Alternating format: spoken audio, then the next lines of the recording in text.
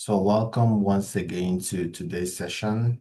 Um, unfortunately or fortunately, I have to, be the moderator and also be facilitating at the same time. So we've had the last session, which um, was really interesting and engaging. We covered a whole lot of aspects. Still the same topic we're going to continue on today.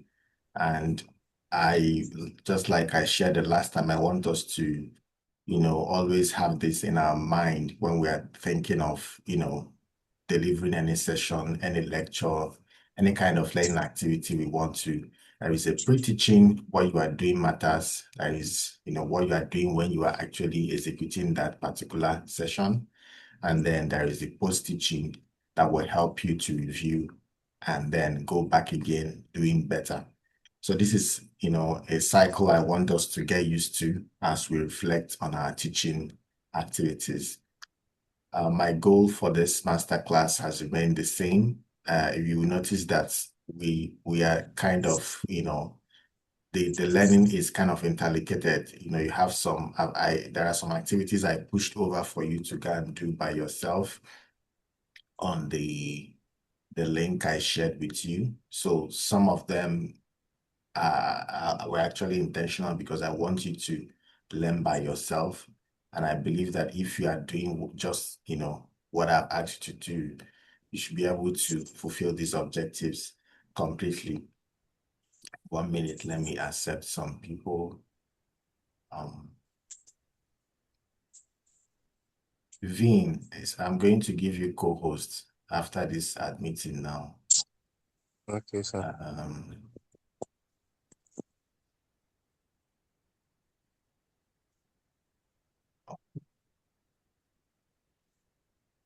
So that you just be on the lookout to accept those who are on the waiting room. Thank you. So Okay, sir. our objectives remain the same, and I want us to start with the functional anatomy session. In the session, we're able to see what's your experience. Can anybody share their experience, reading through the session? What's your experience? Uh, I mean, the one that I shared with you, like what's your experience like? Do you have feedback? Like I'm more interested in the feedback. There are several things that were captured. The goal of that session, we just delivered that session a week, no, not up to a week, few days before, that 7th. So I felt, oh, this is a perfect, thing I want you to use to adapt to see what you're going to do. So the goal is to get our students to, start relating, the anatomy they are learning with their daily activities, what they do normally, what is real, what they can relate to. And we try to kind of feature every aspect of, lower limb, within that session so that students will get used to functionalities of the lower limb, clinical implications, and of course, even life modifications as well. You can see that there are simple things like putting on your shoes, taking your bath, road yeah. trips, moving up the hill or downhill and things like that. So, and when I ask you to adapt to your own context, I'm expecting to start seeing features which we're going to discuss, in breakouts, very quickly. So let me hear any feedback. I want to receive feedback from our own session first so that what are your feedbacks? I wish I had a video. In fact, the picture I shared with you was just, I just took that picture. I didn't even know I was going to need it. And, luckily for me, I had to include that for you to see, have an overview of the way, the stations were arranged. That was just like, my own room. We had about four of the other rooms as well because I teach a large class of 200 and over 200 and something students. So we have about six of us that are involved in running that session. So everybody mans their own, spaces and all of that. Okay. Any thoughts on that? I'm going to give one person a chance to say something. Okay, yeah. For me, those things were not the very conventional things that we are used to Okay. in this part of the world. Our own system it's not like Yeah. it's not all encompassing like what we saw there. So it was kind of it was as if was it medicine students or physiotherapy students you were taking, because it Medical was more like medical students. Medical students. okay, okay, because when we looked at it, it was more like maybe a physio session, and then when we're looking at all the incorporation of tech into Yeah. incorporating it into their learning system, and it really made a lot of sense, because with this kind of one, you're not so much about remembering datas and facts. The pictorial presentation and all makes the learning easy and quite fun to remember. You can connect one dot to another, and that really enhances remembrance. That's my own opinion about the whole thing. It made learning easier, you know, Okay. walking through. So that's my own experience with it. Okay. Yeah, because I'm What even I thinking of, okay. okay. What I would take from what you said is that one, it's contextual, Yeah, like you're seeing some things that they were strange to you, and probably you want to try to adapt them. You say, hey, exactly. this one will not really work here, and Yes. you want to do something else. So I think that's the whole idea, behind, asking you to adapt that particular session in a way that it fits into your own teaching schedule. Okay. Any other last chance to give a critique on the session you reviewed?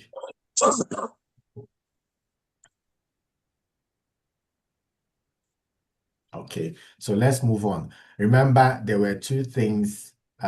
Vin, are your eyes still on the admitting? Okay. Yes, I'm admitting people in. Okay. Two things we asked us to do. The first thing is to identify the cognitive strategies and the teaching methods, remember? And then the second thing was now to do the adaptation and send the documents over to see what you have. So let's start with the cognitive and teaching methods. What were you able to identify? I want us to just say freely, like, cognitive strategies, what could you pick up, from that session? What could you see that was really, really, quite evident in that session? Whether it's cognitive strategy. We've not reviewed teaching methods, but we're going to use this to move into that, look into the teaching methods. But I wanted to just, make an attempt on teaching methods. It's a way of trying to, gauge, your knowledge, or more like, inspire you towards the teaching methods to start thinking around that.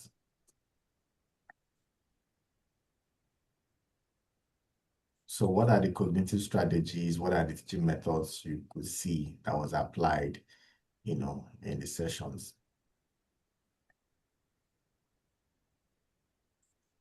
Feel free to unmute yourself or use the chat box. I think the cognitive strategy, or like say the teaching method, was more of a visualization. I Okay. don't know. Yeah, because there were a Visualization. lot of pictures that were really carrying us along, Okay. and all that. Okay. Dual coding. That's what we combination of verbal and pictures. We call it dual coding. Yes, Yeah, verbal yes, sir. and picture. Yes, Okay. sir. Okay. We didn't really see Um, any mnemonics. if someone is saying gallery walk. Gallery walk. Can you, if you don't mind, can you explain that gallery walk? Okay. There are many, I'm sure when you read the teaching techniques that I shared with you, the documents, let me pull up mine. There are many teaching techniques. I Mm. only picked up a few that were very useful, what I And case feel, studies as well.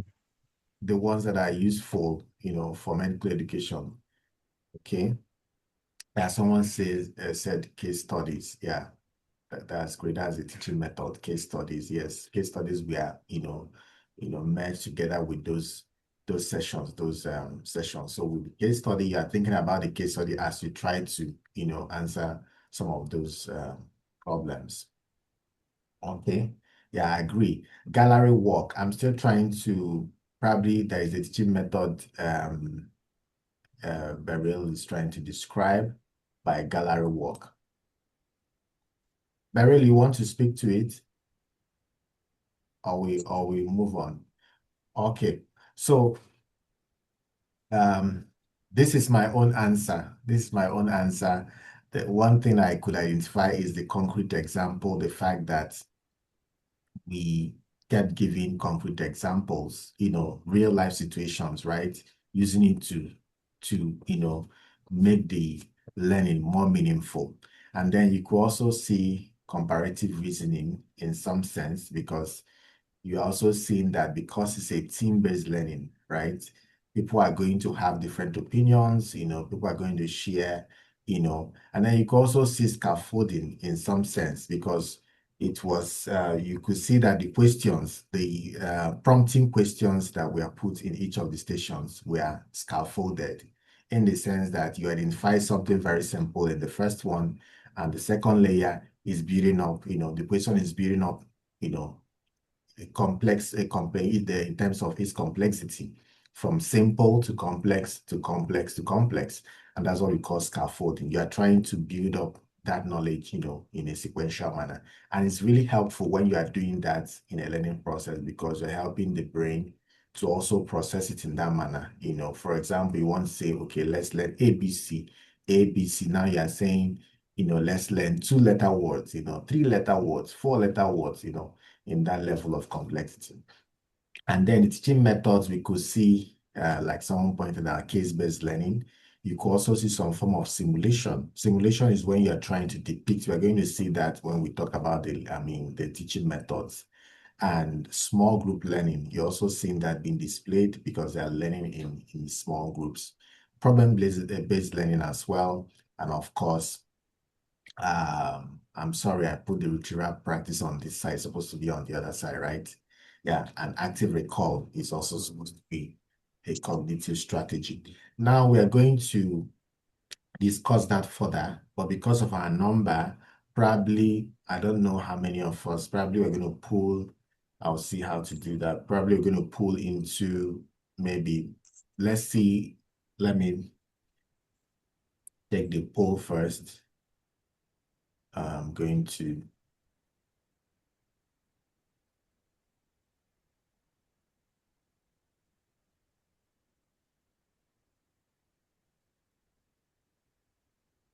So I'm launching this poll again. Remember our poll?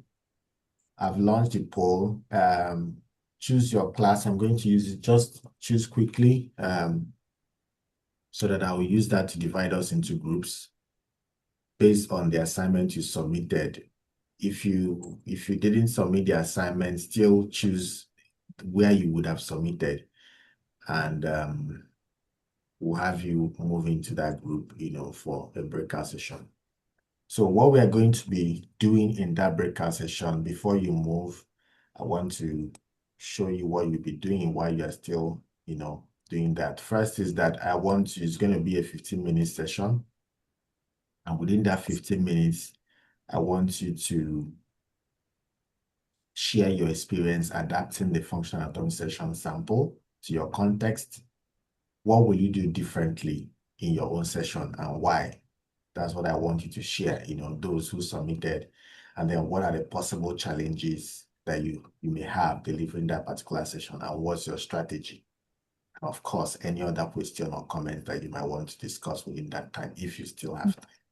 So what are you going to do differently? And what are the possible challenges you may have delivering that session? Okay. So are we done? I'm going to let me pull up that. Are you still able to see are you still seeing the poll? Yes, sir. Okay. So now I guess everybody should have, let me pull it up once again. Okay. We still have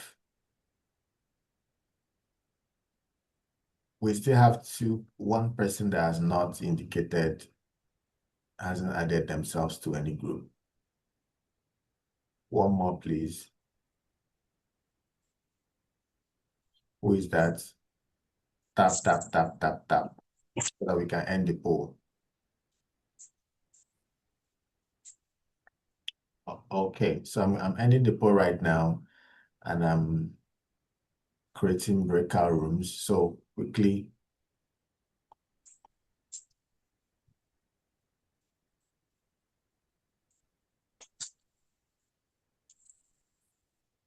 So any questions on, on what you are expected to do, ask me now, because I might not be able to tour around like I did the last time. Join your rooms and start your discussion. And if you are unlucky, and probably you are in a group where all of you did not submit assignment, then let me know if you are not assigned to any group so that I can assign you. Vin, are you assigned? Yes, sir. Okay, but you are still out here. Okay. You can join any group now. I will take care of those who are joining, probably.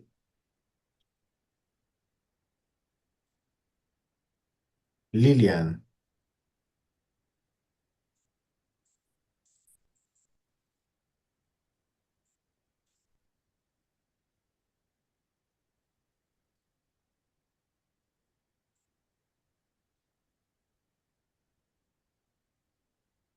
Lillian is still out here.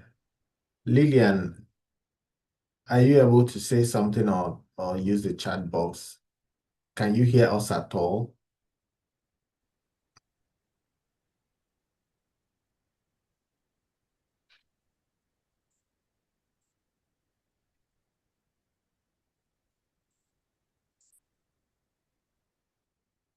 Vin?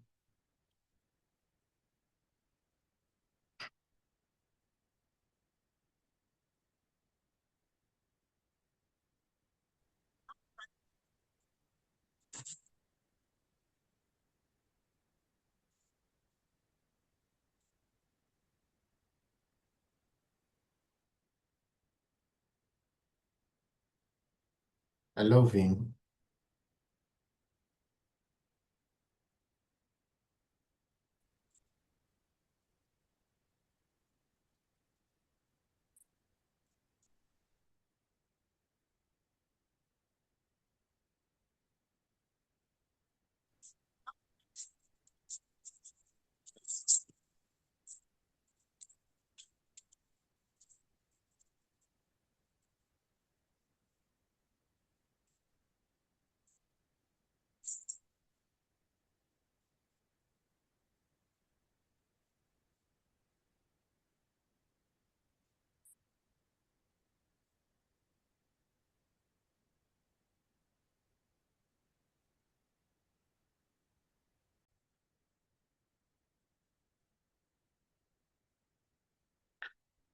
Hello, Ibrahim.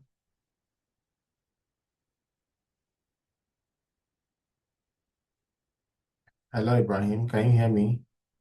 Yes, I can hear you. How are you? I'm doing great. How are you doing? Not too bad. Yeah, I noticed you're alone, so that's why I came. Oh yes, I also noticed that there's no one with me in this Oh, breakout room. okay. So, yeah, we can discuss while I'm still watching out for those who are not assigned and see. Okay, someone is out there. Let me see. Let me assign them and see if I can pull them to this room. This room is medical student small class, less than 40, correct? Yep.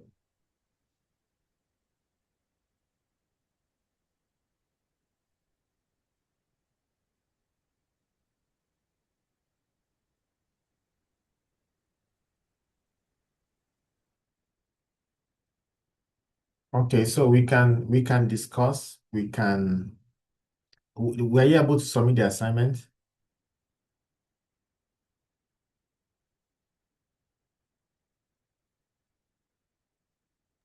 Today is my first day of joining this. Oh, okay.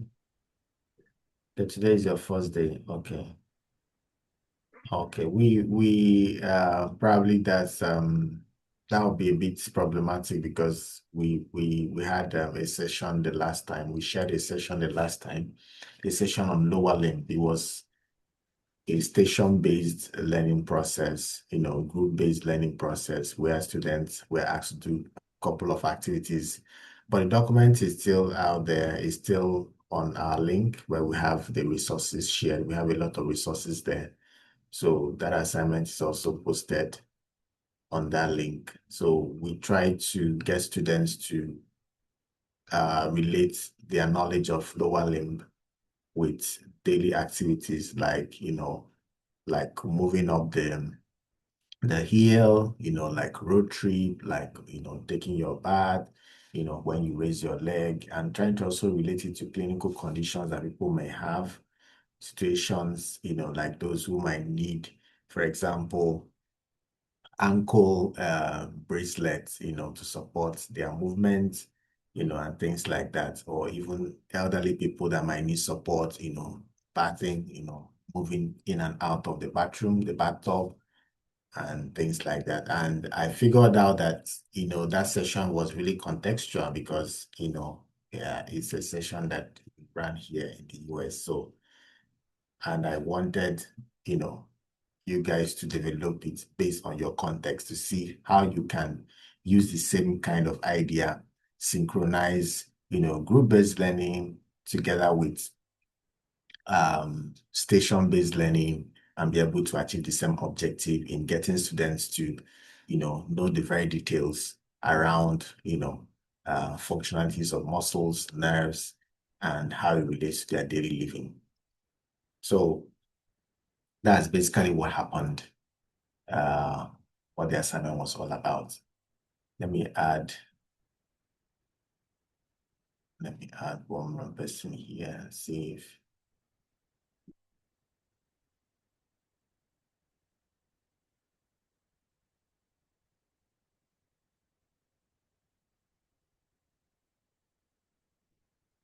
two 1 minute, somebody's in the waiting room and I'm trying to bring them in.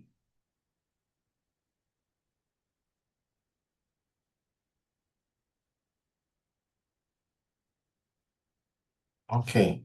So what is your context? Your context, you teach majorly medical students, is it? Yes. Okay. Less than 40. Okay. Okay. Yes, less than 40 Do years. you teach More group teaching. Do you teach health, other healthcare, scientists at all? Yes, sometimes I do have small group teaching for physiotherapy and nursing students. Okay. Okay. Oh, awesome. Awesome. I do more of here. I do only medical students, actually. I teach only medical students. We don't have any other. We have nursing, but I'm not part of those who are teaching nursing students here. So good to know that we share the same, but the difference is that I don't teach, for less than 40. I teach about 200 and something students. So we have a very large class. So the That's difference, a large part. yes, the difference is really, and the modalities you choose for large classes are way different, way different. So we do, we do hybrid most times. We do hybrid learning. And in that hybrid process, you have people who choose to stay online and those who choose to, come in physically. And then we have the ones that are compulsory, like learning activities. There are some that are compulsory, especially like if you're doing like case-based learning, station-based learning, some of the, dissection, hands-on, anything that has to do with application level, learning process, the students have to come in compulsorily. So they come in to do dissections, they come in to do imaging sessions, They come in to do case-based sessions. They come in to do simulation sessions. They come in to do, any of those applied learning sessions, they come in physically because we want to make sure that they actually can do these things. They can learn and learning actually happened, because when someone is just, hybrid, just watching lecture, it doesn't mean that they understand what you're doing and what you're teaching them. So it's a whole different experience compared with, what I had, uh, when I was in Nigeria. I said, way different. In Nigeria, you normally will have large lecture halls. We also have large lecture halls here, where you teach projections, we have screens all over the place. People also have their own laptops, their own microphones. Every individual have their own, more like an auditorium setting, But of course, Nigeria is a way different experience. You don't, the hall is rowdy, you have, sometimes the hall can be cool because you can control the hall, but no public address system sometimes. Sometimes you are not even able to project anything, so you shout on the top of your voice, you try to manage a class, and these are some of the differences that I feel, we often don't talk about and that affect learning process, and students really have a lot of loads, cognitive load, when they are learning. The last time we talked a lot about cognitive, load, extrinsic load, intrinsic load, and so on, which hopefully we've shared it on the YouTube. So if you also want to review that, you're happy to do so. Thank you very much. Calvin. Yeah, thank you. Welcome. So I'm going to be ending this session. I think we've spent 10 minutes or so. Let me just give them 2 minutes more. That's the message.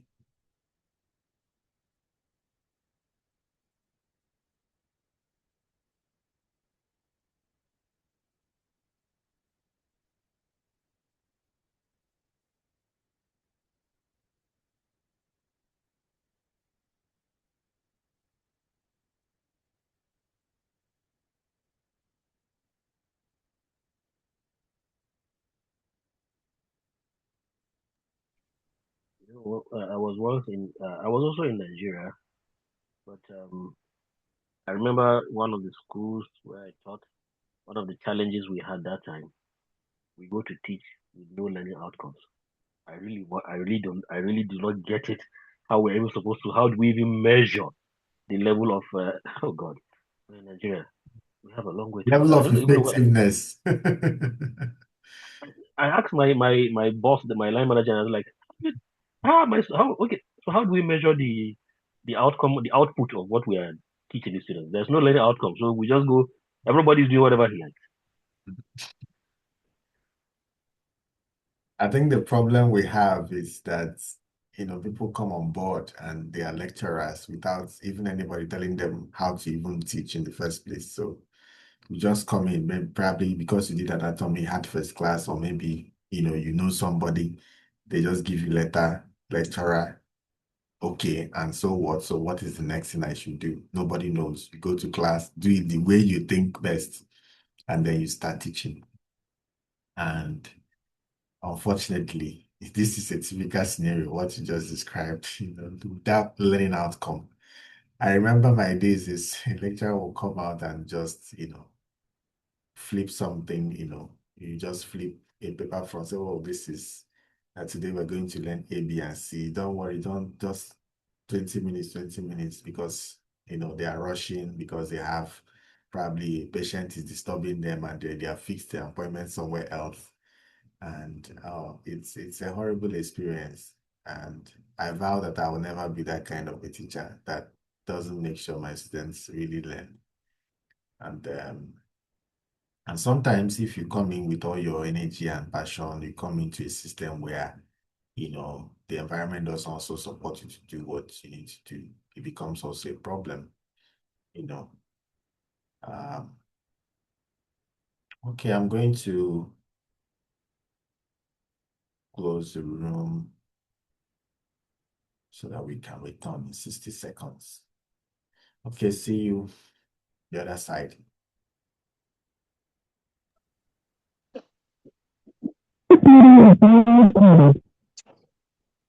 Welcome back, everyone. Welcome back. Smart, welcome back. We just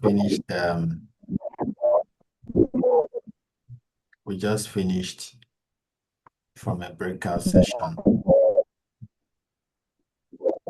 All right. Yeah.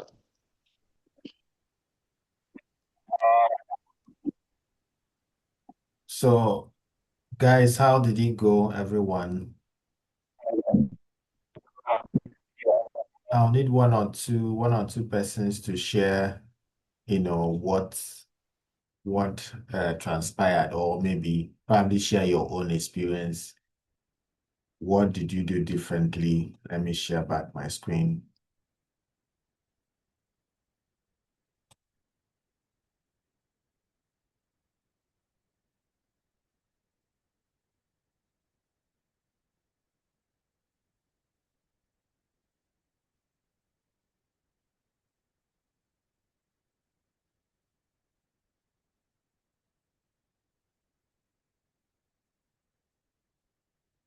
You can see my screen, right? So I want us to, before we get to the teaching methods, one or two persons who can share, what they did differently with their own. I'm still going to take a look at all our submissions. I took a look at about two. I think the first two persons that submitted, I think, was Beryl and one other one. Can someone share what they did differently?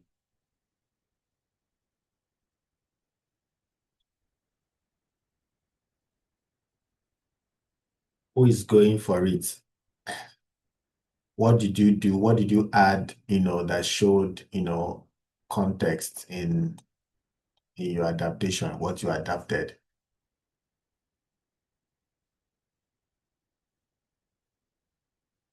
This is really one of our goals because it's good that when you receive something that probably, sometimes you go to an international forum, you get an idea, and sometimes what we do is that we just use it to plan and sinker without, thinking about our context. So the goal is that, of this session is that we also try to, adapt things, to fit our context so that our students will benefit more. For example, if you are doing something that is, technologically laden, like it's really relies on technology, or, efficient use of internet, for example, you have to think about your context. Is it going to work? What am I going to do differently? Things like that. What kind of examples, if our bathtub is different from their bathtub, what kind of, examples am I going to bring? What kind of real life situations, daily living experiences that students can relate with? What are students, known for, known with, that I can use to explain those concepts and make it more real for them so that they can retain. The idea, remember, is to relate with the schemes, the schema, like we taught in the last session, that they already have in their brain, so that can help them to actually store that memory and retain it, even better and longer. So one person should be able to say something about, you can't tell me that, let me hear what you did with your experiences, with your own adaptation, or what you shared or someone else shared in your groups. The first group, let me start with the large class, any large class group. I want to hear from one large class and one small group. One large group and one small group, whether it's medical students or health sciences. So large group.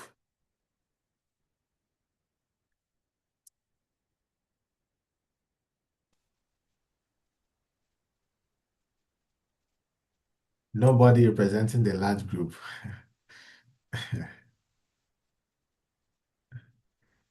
You know that when if teachers are less engaging, how would their students be? So we also should start showing, what we expect in our teaching sessions, you know, engage the knowledge you have, whatever it is you want to share is not little. It can, I mean, that small thing you want to say could benefit someone, you know, even if it's not what exactly how you want it to be. Sometimes we want things to be perfect before we start sharing it, and then, we go home with whatever it is. And these are some of the challenges, real challenges students face, that make them not to engage in sessions, in classes, in learning activities. They shy away, they don't, put up all themselves. Okay, if we insist, I'll go on. Sir, can I say something? Yeah, go ahead. Go ahead, Donnie. Okay. I want to know where you're at. Like, is small groups, large group? It's allied health, Okay. less than 40. Okay, small Yes. group. Okay. Okay. Go ahead. Even though I already shared with my group, what I adapted, I did something else, like I did functional anatomy of the lungs. I will still speak through the one that you gave us. But what I did was, in preparing my slides, there was a part that the students had to, by themselves, construct something to show inspiration and inspiration, like breathing in, breathing out. Like the materials will be provided for them and they will construct it by themselves. And I looked out for simple things that they can use that is not capital intensive, something within the environment that they can use to construct that. Because I'm in Nigeria, I know the limitations. So I looked out for something they could relate with for them. Then for the bathtub, I remember in my department we have a large bowl. We normally use it for Morris water tests. Okay. So that I can use that now that I'm thinking about it, because I was just doing my own thing. I didn't really give much attention to relate what was on the slide you gave us to Nigeria. But now that I'm thinking about it, the first thing that is coming to my mind is that big bowl that we normally use for Morris water maze test. That can work as the bathtub, and students can relate with it at that point. Okay. Yeah, go ahead. Someone is asking you, is the bowl stable for humans?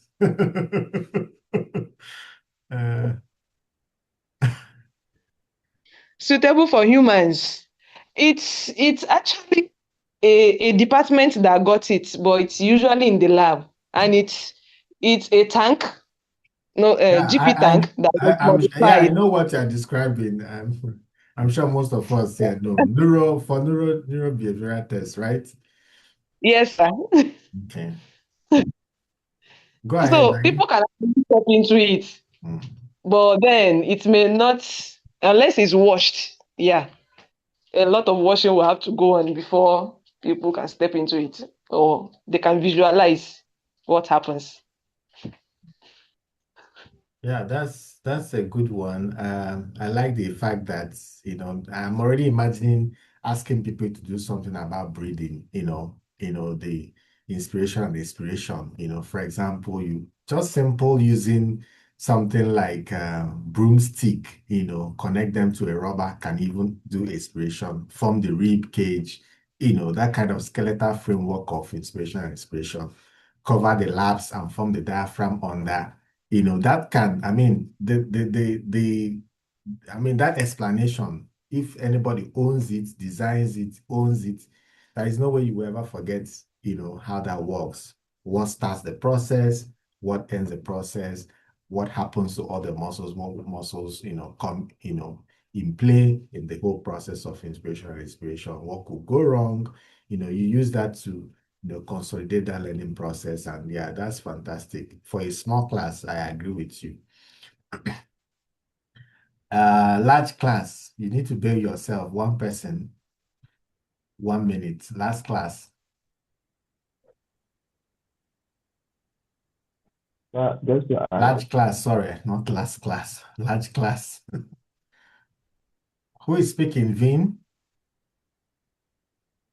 no, hello, sister. My class is not necessarily large, it's less than 100. Okay, go ahead. That's middle. Okay, go ahead. Yes, sir. So I did my own, I adapted it to a new anatomy class. The study focus was cranial nerve. So one of the things I added, where you are teaching the other time, you're not really into mnemonics, but I noticed that it works for me, and the context also.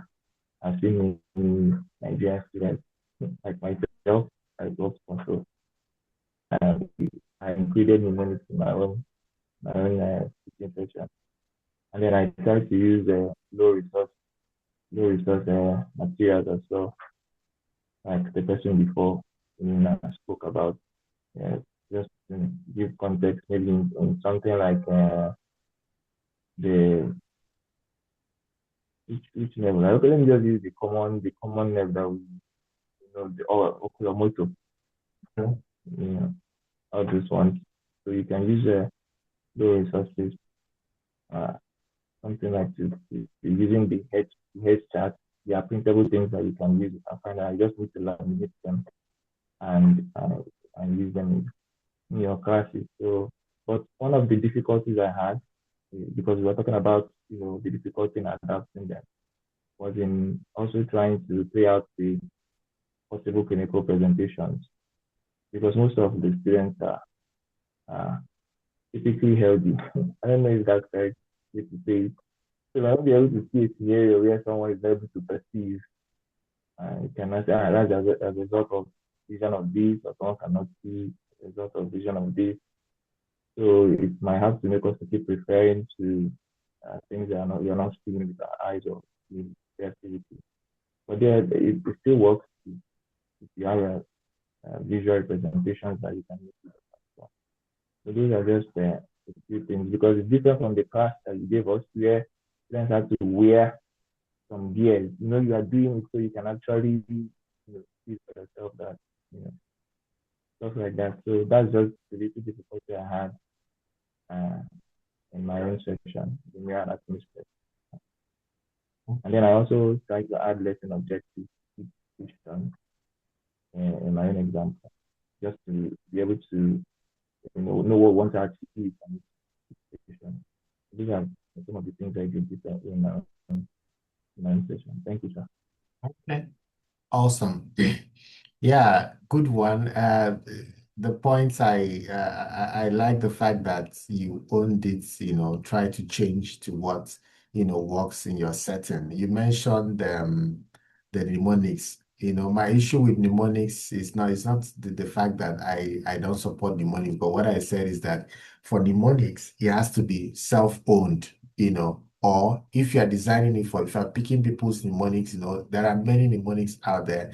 For example, cranial nerves, there are, tens of mnemonics you can use for cranial nerve to describe them, to define them and function based on where they are coming from, based on whether they are sensory or motor, based on the functionality, based on even supply, So what you want to do if students get to read them, for example, student that is reading 2, 3, 4 materials, listening to 1, 2, 3, 4 lecturers, so we're going to meet 2, 3, 4, mnemonics, for example, so you might want to, create, if at all, create something that the students are going to, relate so well with, something that is probably more in the environment, just like you said, unique to them, and that's fantastic. Or if the students themselves created that mnemonics by themselves, if I create mnemonic from my personal experiences or from my own self, I will highly forget it rather than trying to, remember mnemonics that was created by someone else. Okay. So that's just about mnemonics. It's usable, it's feasible, but make sure that it counts when it's being used so that people don't just memorize. It won't just be a rote memorization. It will be real learning that is meaningful. Okay. And then you mentioned the idea. I think that was something I wanted to address again. I've forgotten one of the things you said, but overall, the idea that we're able to adapt to, our setting, is fantastic. And that's the goal I had in mind, for us to be able to adapt. Now we're going to go through the teaching methods. We're going to go through them. I know some of us have already been doing that. We're already doing one way or the other, we are teaching, and we're having our experiences and whatever we are doing. And the one thing I want to let us know is that whatever we call teaching methods, none is actually in isolation. Is not in isolation. So when you hear teaching method, it doesn't mean, oh, I'm going to just go and lecture and focus on lecturing. No, it doesn't work anymore that way. And that is why, remember the chart I showed us in, and retention, about retention, where, people say, oh, 5% of learning is achieved when you do lecture method. That is a lie, because these days you can't even talk about, lecturing without doing other forms of, teaching coming in within it. Okay, so this is this data you are seeing on the side is I use that to be able to inform me on how to adapt, what we're going to share today. Majority of us are doing classroom instruction, more like physical classroom instruction. I noted that, and also saw that majority of us are teaching medical students, or at least almost half of us, and then majority of us are doing in-person, kind of learning. Now that takes us to the very first idea of lecturing. So this paper came out from the American Association of Medical Colleges. Medical education should say goodbye to lectures. At the time that there was a COVID period. So if you calculate November 2021, so that's more like probably doing shutdown.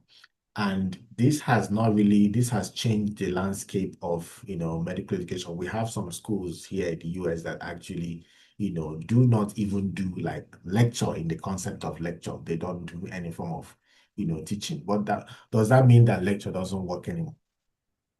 Lecture method remains still an effective instructional method in anatomy education. It would never, I don't think it will ever be obsolete. But what surely will happen is that the way it is being delivered and being used will definitely be different. So as you are thinking about this, that would tell you that the landscape, what we call lecture, is actually changing in the way it's being delivered. So to discuss what exactly lecture is, lecture-based method, or what we call didactic teaching, allows us to present large amount of data. That's the major goal, is that it allows you to present a lot of things. So for example, a class of 1 hour, you can see yourself, download the whole of, upper limb, For example, I've been able to do, I remember my first lecture here, I was able to do it's like doing 5 classes put together. What I would have done with 5 classes of 2 hours each, I did them in 1 class of 1 hour. So, and I never knew it was going to be possible until I had that opportunity to do that. I was like, how do you want me to cover all of this in just 1 hour? So that's what lecture gives you. So you're able to expose students to large amount of complex content, especially in medical, education, complex content, I would say, in structured, time-efficient manner as well. And of course, we have evidence that well-designed lectures actually do help students to build foundational knowledge, especially when you are delivering them, difficult concepts like you have in medical education as well. Again, we also have studies demonstrating that lectures are most effective when you incorporate elements. Just like I said, visual aids, signaling principle, using some of these things, opportunities for, feedback from students, asking questions and exchanging, ideas, are usually helpful ways to make sure that students are following you and learning content. So I'm not going to spend time on this because I'm sure we are used to what lecture-based method is, what didactic teaching is. The only challenge we have in lecture-based method is the disadvantage of overload. You can actually sit people down. I remember those days when you have a lecturer, probably they are not able to finish their content, and then they sit you down for the next 4 hours trying to download all the semester content for you. So that's overload of information, right? And at that point, at some point in time when you are in those kind of lectures, you're already off, like your mind has, your mind has disconnected. You're now having passive learning. It's no longer active learning because even your spirit is not engaged in the class anymore. That's overload, what overload can do. And again, you can have limited student engagement as well, okay? You can have limited student engagement with that kind of process, especially when you have a large class setting. And of course, sometimes, lecture-based method can just be more like, one size fits all, For example, it's not everybody that like to listen to people and then they learn from it. Some people like to use their hands to learn, right? Some people like to just hear it all by themselves. They don't want to have people around them. They want, that large class is too overwhelming for them already, and then it depends on the instructor's skills. We talked about competence. We're going to revisit it today. So if the instructor is not well competent to explain concepts, to talk about them in a particular way, some students, will lag behind in the learning process. So we're going to talk about the problem-based learning. Who is our co-host? Please, can you help us remove that one? Okay, let me do that one more time. Okay, done.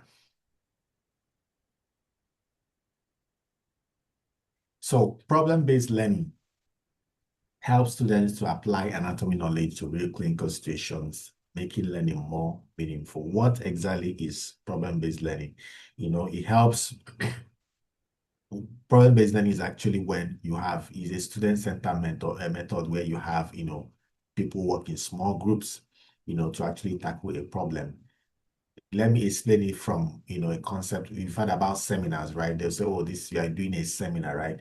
They share you in groups and then give you a topic, maybe something that looks like that. But in this case, it's not just about one, abstract topic that does not relate to the objective of the class. This is about that particular topic, giving you a problem to solve. And as you are solving that particular problem, these are real clinical situations, that will make that learning more meaningful, help you apply it, help you critically think. The idea is to help you to critically think, help you to have some form of self-directed learning, identify what you need to learn, and learn them, and then use it to match, to that problem and bring a solution to that problem. So that's the idea. So it helps us with teamwork, helps us with self-directed learning, and also help us to, critically think and solve problems. So focus is on developing reasoning, integration of systems, collaboration, and lifelong learning skills.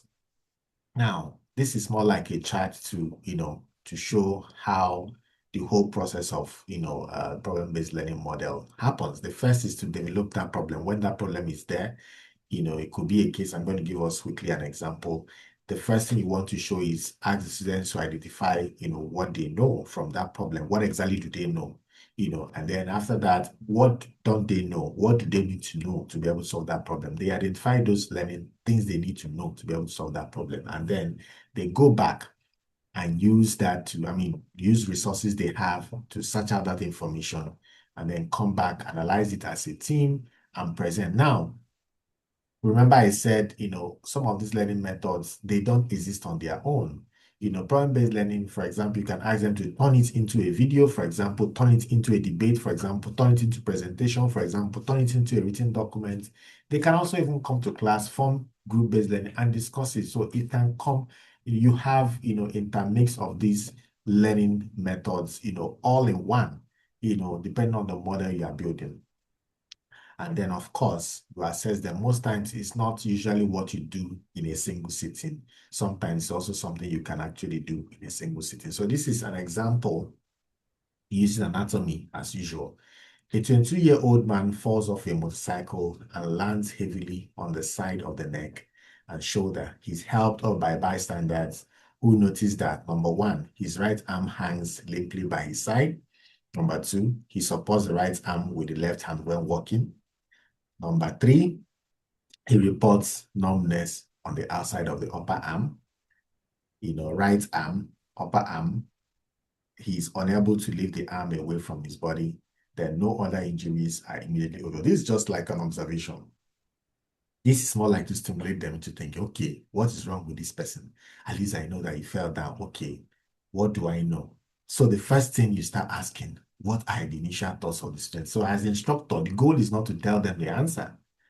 The idea is to steer them towards really, solving that problem. What do they know? Facilitate the process of learning. At this time, you are not yet answering. Your feedback is later at the end. The difference usually between this and some other forms of sessions is that you don't give immediate feedback. You only facilitate their learning. You try to make them find the answers by themselves because you are trying to encourage self-directed learning. So what structures could be involved? What do they know? And what do they need to know? These are things they need to identify just from this problem. And this is an example of what students can generate. Students can notice that, at least I noticed that, for the fact that they can't lift their arms away from their body, abduction, abduction is what is impeded, right? So anatomy of the shoulder muscle, what are they? Probably these are things I need to know. I don't know the anatomy of the shoulder muscles. What are the muscles involved for abduction? Nerve supply to the shoulder region where it was, shoulder region is implicated, mechanism of these injuries, upper limb dermatomes, so that I can also know the supply and the related, nerve, supply, from C4, blah, blah, blah, along, the upper limb. So they identify these things, and at this point, the students now go, to search. And then in another session, you can also update that information and say, hey, now we have, more information, clinical examination of this particular person. Now there is weakness of elbow flexion. We are discovering more things.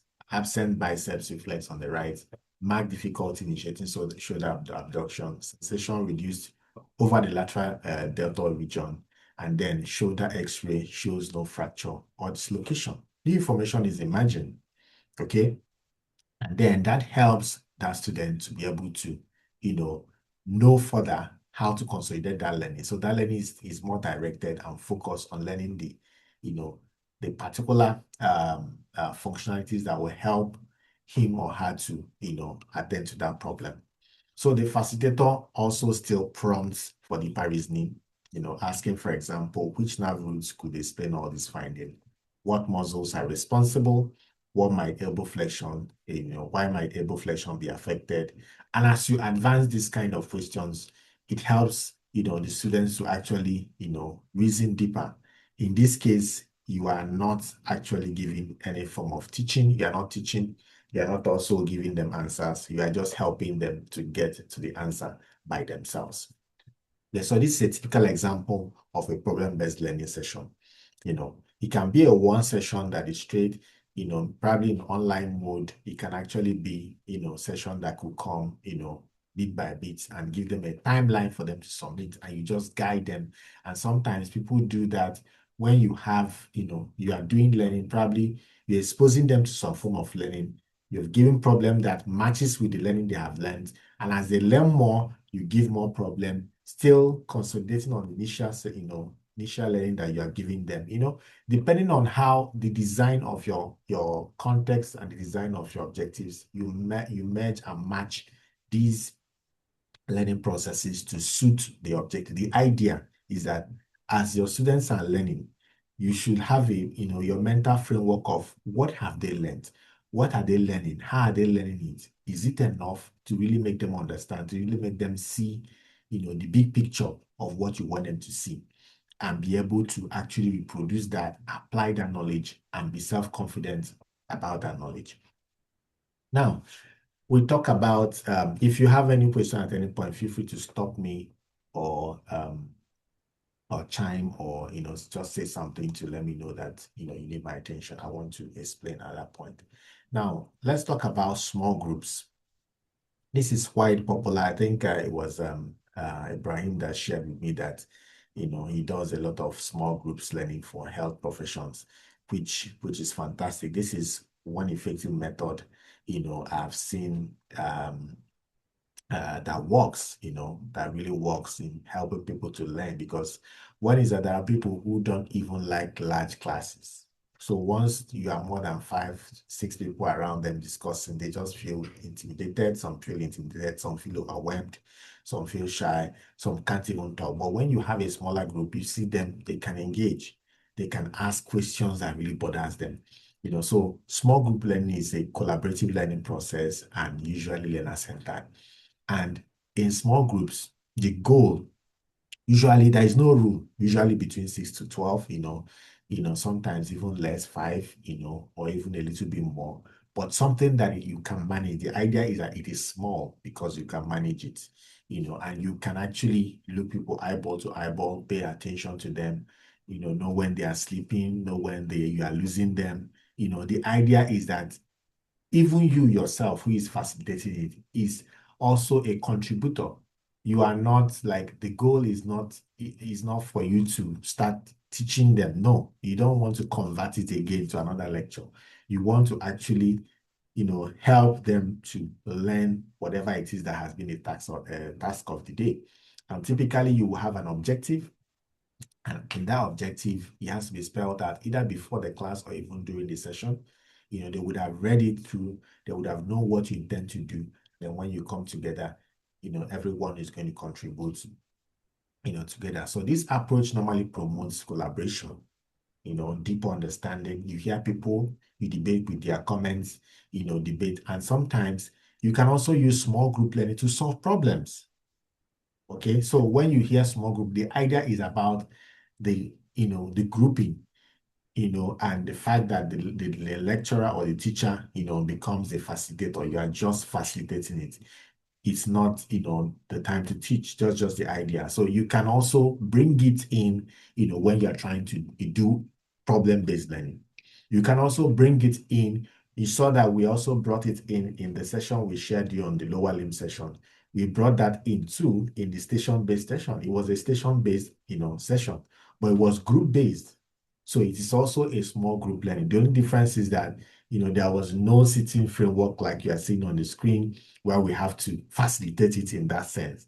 The students on their own sit together, on that station for 4 minutes, and they are discussing around that question and trying to solve that problem while we go around, monitoring them. So it's still, similar thing. So you see that all of these methods, come hand in hand, work together, depending on the model you are designing and what exactly you want to achieve for that teaching experience. So again, it also helps us to, reason deeply, and also for active participation as well. I want to differentiate it a little bit from team-based learning, which we are going to see, next. What we have here is that the small group learning is a bit flexible. Activities are flexible. There are no strict rules as to what will happen or what will not happen or how it's going to happen.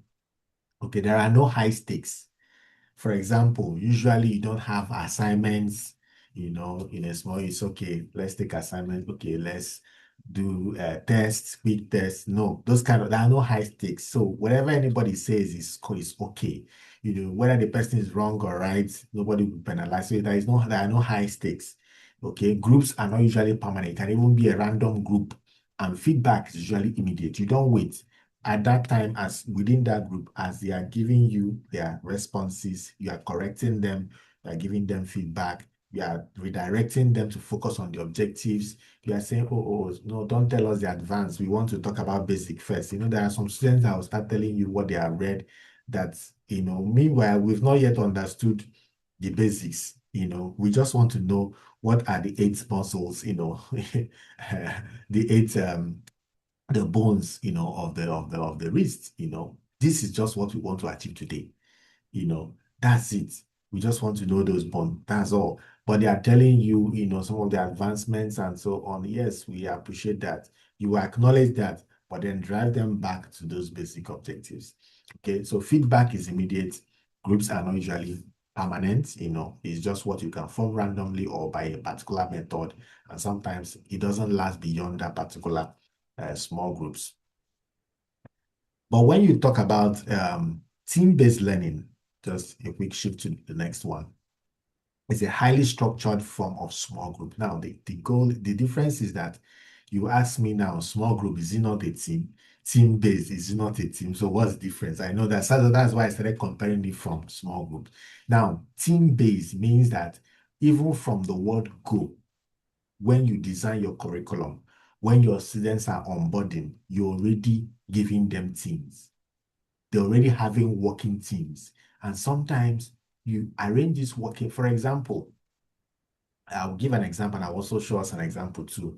In our lab, we have about 3 pregnant persons in the lab, out of a class, I think a class of 200 and something, we have about three pregnant persons.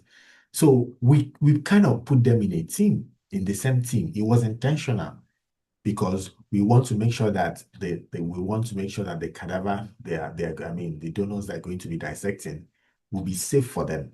So they were put in a different team. No, people that have different issues based on the student characteristics, we can group them. We can put them even before they start the medical school. They come in.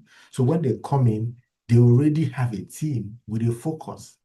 And sometimes even a team with a goal. For example, we have MDs who are focused on population health. We have MDs who are focused on who are MD. We have MD and MD PhD scientists. So we group them accordingly based on their goals, based on the kind of doctor they want to be. We have those who are focused on rural areas. We have those who are, planning to be, in public health, business management and stuff. So we move them to focus on those. So those are permanent team formation. So it's not just the small group you created to be able to achieve a learning objective. It's a long-term learning plan that is well structured, that, are based on specific criteria. Now, usually it is designed to improve accountability, collaboration, deep application of knowledge, and clinical reason. Now, these groups that we call team-based learning are usually because you want them to, say, for example, I know back in my former institution in Nigeria, what we do is that we say, department of department of so will come for that section. We divide them into 2 teams. And for the time of that dissection process, that team, group A is going to be group A. That's a team-based learning process. Okay, it's different from the small group you just divide in your class, just to achieve a result in a particular goal. Okay, so that's a team-based learning process where you divide them to have a lifelong learning, program. This is an example, this is an example of our anatomy teams. We have different, wonderful names, of the teams. This is a team McGuinness brought, for example, in this room, these are lab rooms. We have about 4 lab rooms. We have a large class. So in each of these teams, you have about 3 persons, in each of these teams. Rarely 4, but usually 3 persons. And then you have all their names. And you have mentors for each of these groups. And, you have facilitators, of course, teachers and different things. And this is an example. And then again, we also arrange them. This is one team. This is, for example, I just showed you the one we use for donor dissection. Now, this is another example. The same students, but we also have another form of team-based learning, which we use, what we call houses. They are in houses where you have secondary school. And in my secondary school, I used to be in Anambra House, greenhouse, so we have Blackstone House, Brightwood House, One Coat House, and so on. So we have a couple of houses, I think about 9 or so of them.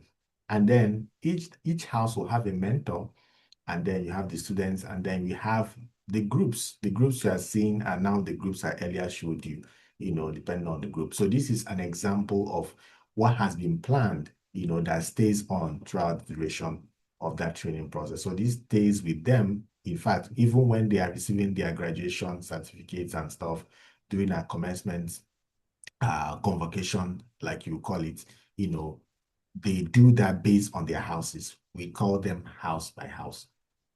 Okay. Now we go to the case-based learning process.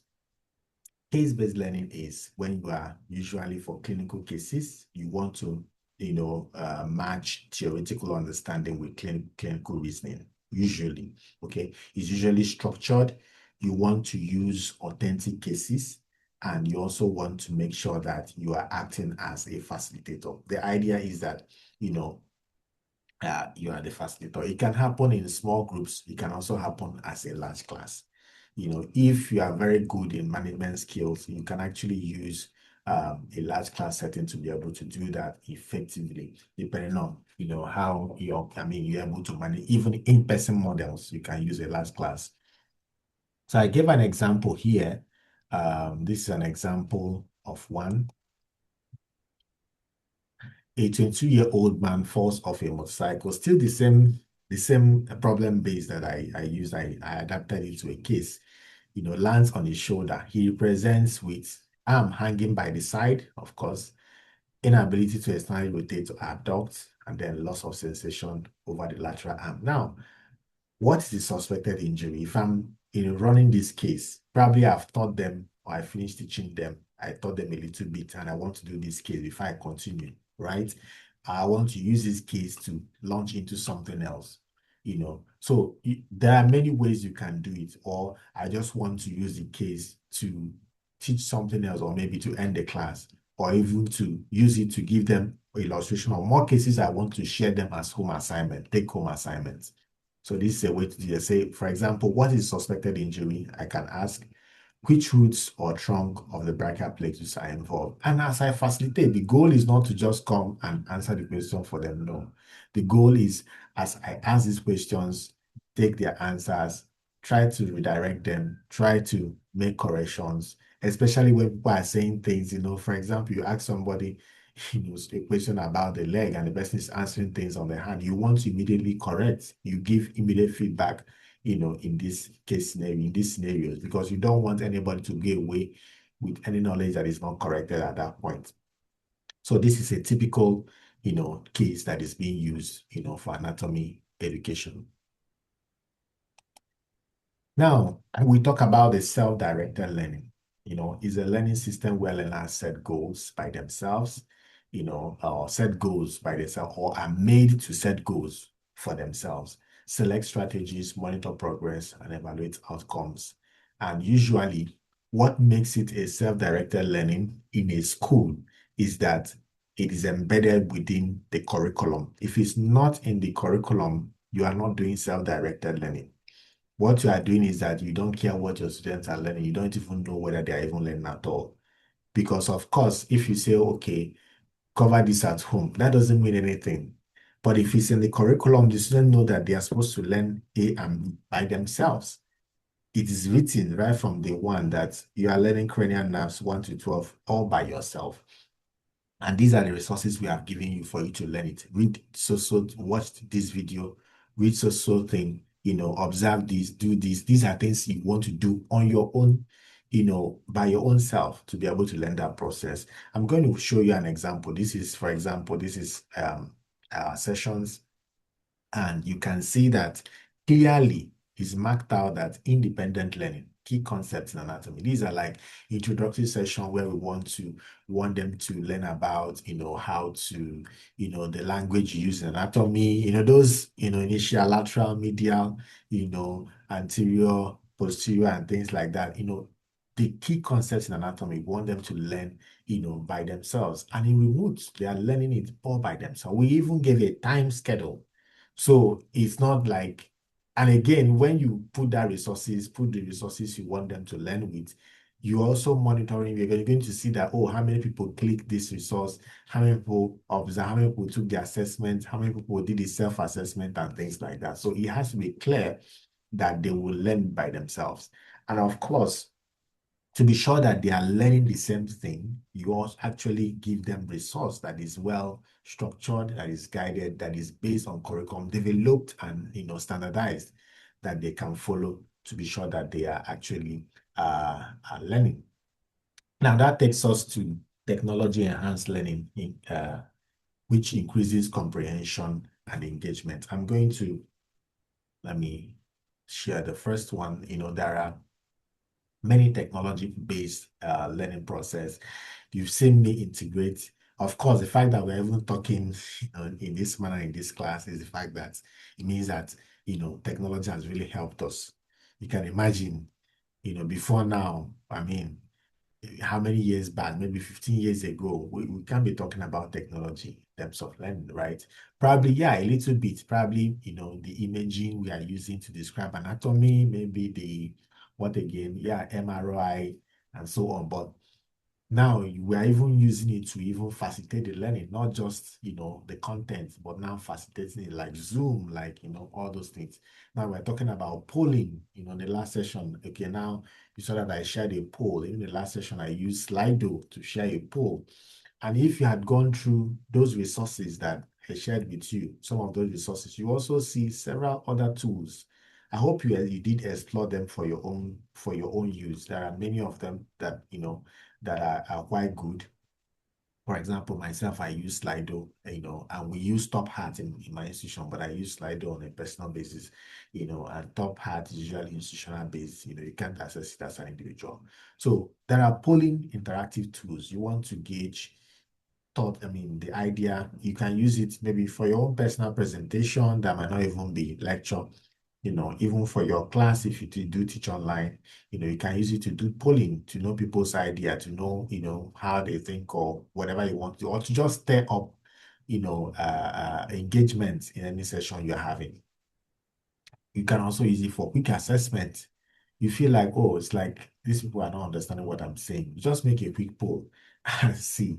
And they tell you, of course, people are happy to tell you, are they following or not? Just make a quick poll. Are you with me?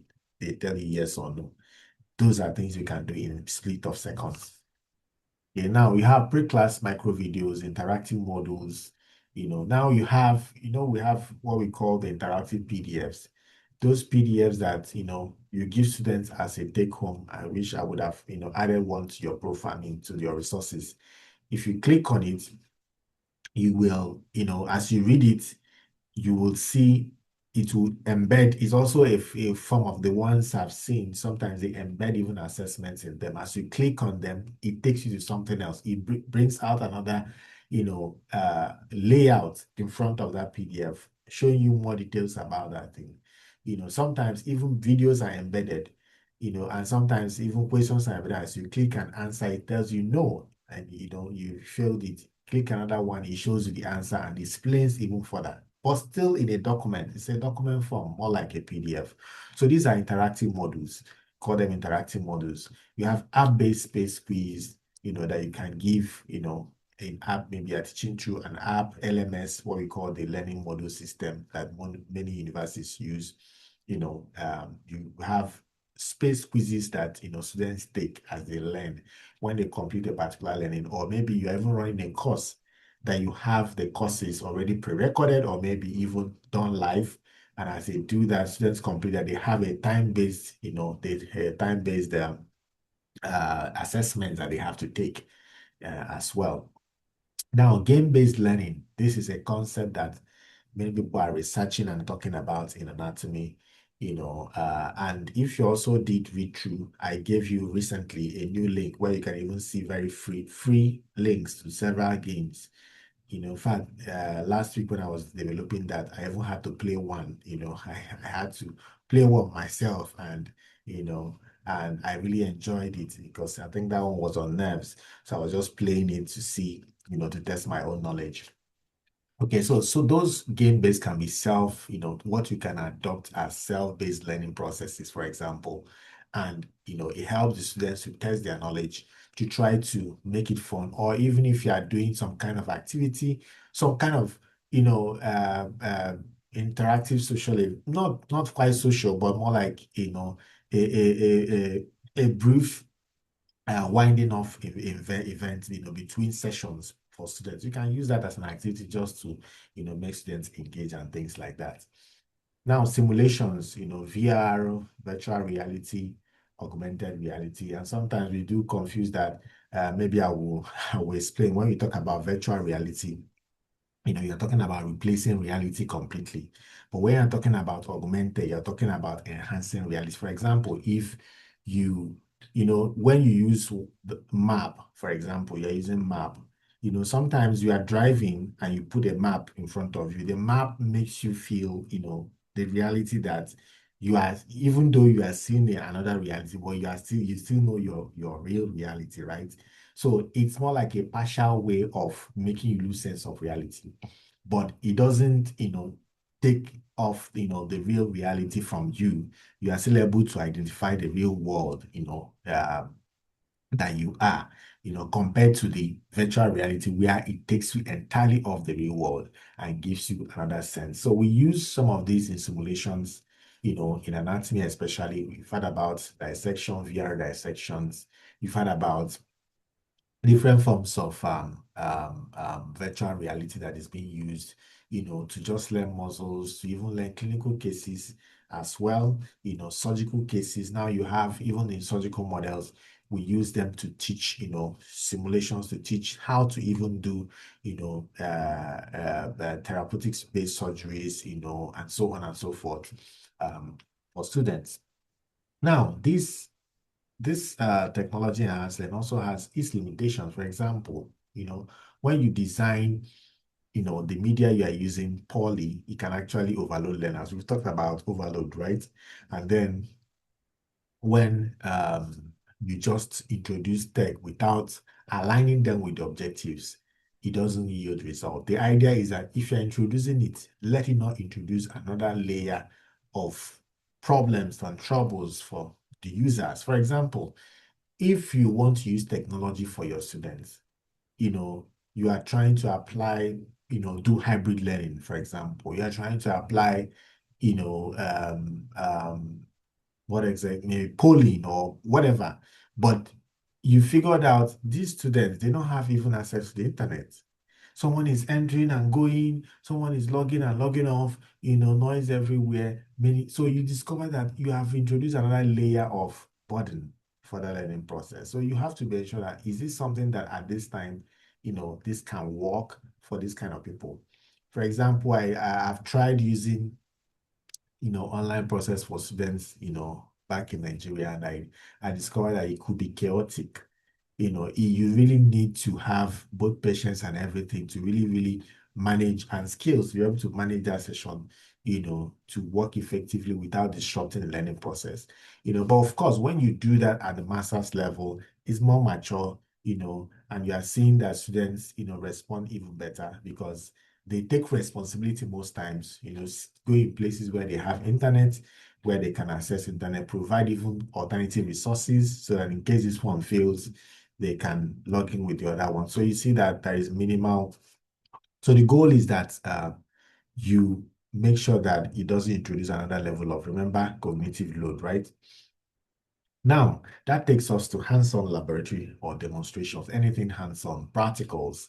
We do a lot of practicals. We know this already. So this is a type of learning process that we use usually is to apply learning, make sure that students can do, they can practice, and, they can actually learn. Similar to simulation-based learning as well, where students actually try to, engage in realistic, safe practices.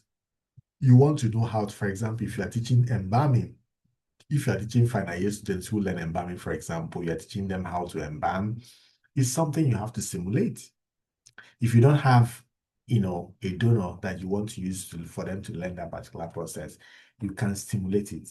Get them to be in a VR concept where they are putting the fluid, where they are raising, the arteries, where they are making the puncture insertions, and where they are, doing all of that, elevating the donor and all of that to make sure that that process happens. And as they do that realistically in that VR world, believe you me, when you set them on the donor, they can do that. right? And of course, you can also simulate the same with even a donor itself.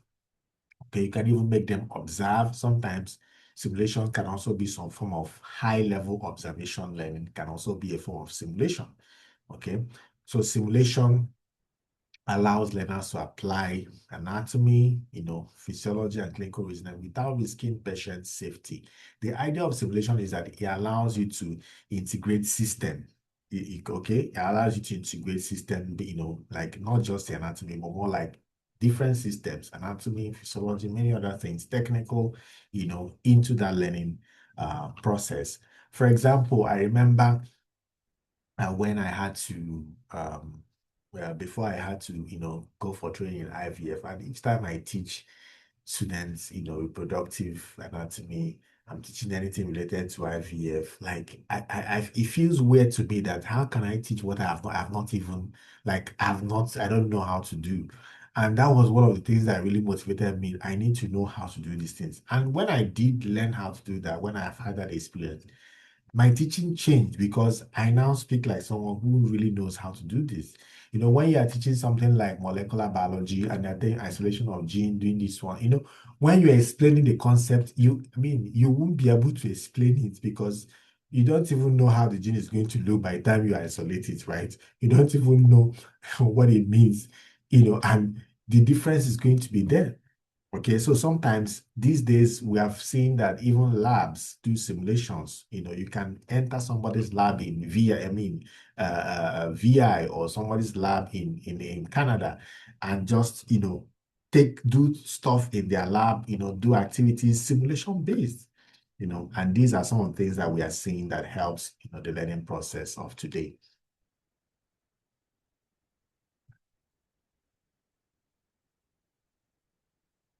Okay, somebody is asking if dummies can be used. Dummies. Yes, simulation, dummies, you mean mannequins, right? Yes, definitely. You can see that before so mannequins is one of the things you can use when you are doing simulations. Actually, here we use a lot of mannequins. We have mannequins if you're talking about child delivery, we're talking about, so mannequins are used for, you can even, use mannequins to set up tumor, and see how, the tumor is going to have different layers when you're trying to make a cut or something like that. We use different formats. Now you have video-based simulations. I've talked a bit about it where you give, use video, maybe something that is high stake because you don't want students to do for example, in IVF, you can't get somebody's egg or, semen and then ask students to go and use it to learn, right? Because you have ethical issues around that. So you want to use video to simulate what you should have done, and then while they are watching it, it's also a simulation because it's a high yield, application video. There is also the screen-based simulation, which I've talked about, the VR, the AR, and then virtual simulation, where people play games and try to, take particular position. For example, you can play a game where you are, the physician, or maybe, you are a physiotherapist, and then you have accident scene and you move into that game and you're trying to save people. What is the first thing you should do? Or as a forensic anatomist, and you are in a team, and then you play a game where you are in a scenario, and what do you do? What's the first action you take? The first action, is it to touch the specimen? Is it to touch, first is to do a codon, right? Put a codon and say no entrance, and then pick this, take snapshots, take swipe, take this. So these are some of the kind of, virtual simulation games that can be played. And then people will use that format. We also have here, we use, my institution here, we use standardized patients. Standardized patients are patients that are more like they are trained individuals, that portray a particular patient scenarios that are realistic that we can use. We use them in exams. We also use them, to train the students as well. So they can model different clinical scenarios, and we use those patients, those standardized patients as, scenarios for students to learn different processes. And of course, we use a bit of VR as well, and of course video based. So we interlace some of them together, and this is, for you there are many, depending on what you're teaching, think about your teaching at, first year, second year, across the board. What can you do? What is most cost effective? What is available, where you are, and how can you adapt, to your setting? The idea is to, make sure it's not just for you to do things so that, people will know you are doing a new concept. No, the idea is not about doing something so that they will know you are doing something new. The idea is about making sure that you are seeing that learning is active. So whatever gives you high yield learning, keep on doing that. But of course, you wouldn't know what gives you high yield learning except when you are doing it and you are assessing how it is, the impact of that, and you are taking, feedback, and you are going back to do something new. So if you don't try new things, you won't even know what is yielding. Sometimes say, oh, this will not work. Oh, this will not work. Oh, the other one will not work. Oh, this is Africa. Oh, this is US. This is that. But until you do it, you have evidence that this can work. What tells you what makes your student learn? What tells you, what informs you how they learn better? So it's about questioning the process, about trying new things. And until you try them, you can't tell how much it can make someone learn differently. Now we're going to go to the next concept, assessment-based learning, which is what we call assessment-based learning process. So when you embed low stakes frequent assessment that use retrieval practices, and spacing, it helps students to improve their long-term retention. For example, you teach a while, you take assessment, I mean, if I'm teaching, doing my lecture, I normally put, I interlace case studies, and sometimes I put just small question, just to gauge students, listening ability, before I go on. Sometimes you also have different forms of it, not just when you're doing lecture. It can be a weekly quiz, which is, you have a weekly quiz. It can be a midterm quiz. It can be in-class quizzes. I remember we also have some lecturers that do something like that. When you come in class, he wants to first of all take a lecture. It can also be a feedback quiz to actually assess what they know about this concept. You take it the first 5 minutes, you take that quiz, and you saw that it's just about, maybe 30% of knowledge that they have, in that area. So that tells you how deep you want to go or what you want to focus on and things like that. Now we go to the next concept. Okay, the risk of test fatigue is if overused.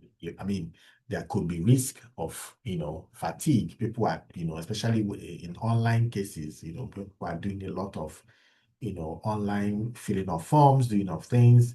In a session, you can imagine first lecturer, second lecturer, third lecturer in a day. That could be really overwhelming for students.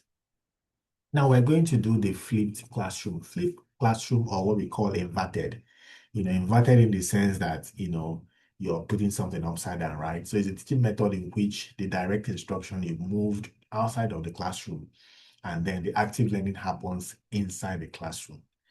Okay, so that bulk teaching and learning, you push it away from the classroom and give it, or you also shift the responsibility to the students, and then bring in application-based learning process in the classroom. So that's what flipping does. So before the class, instead of students just waiting to go for lecture, you have documents they need to read, articles they need to read, materials they need to read, videos they need to watch. And somehow in some schools, they will even have some way of identifying those who actually did watch those things, especially in online learning method. And most times this works well in large classes. We use that a lot here. In fact, most of the sessions, even for the lectures, even for the proper lectures, we even have things we want them to review, because you can't teach everything, with the way the US curriculum is going now. They don't give so much time anymore for anatomy, physiology, basic sciences generally. So you have to really be geniuses to devise how to really make sure that students learn all they should learn, with the time that you have. So if you have only 1 hour of lecture apportioned to you, and then you know that what they need to learn, they should learn it in typically 8 hours. So what do? You have to apportion, use different means, video. Then you have to do multiple activities, multiple application, maybe a case study, maybe another session, another simulation, another video to watch, another live session where they use images and so on and so forth. So flip is like that. Flip that bulk of that learning, shift the basic understanding to their learning. And again, try to have, sometimes you might want to have, some kind of quiz at the end to support, that learning they have done before the class. So when the class comes, the class focuses actually on the application, applying that learning. And as they apply it, it consolidates whatever it is that they have learned. This is an example. Before class, more like this is the pathway, not a real example.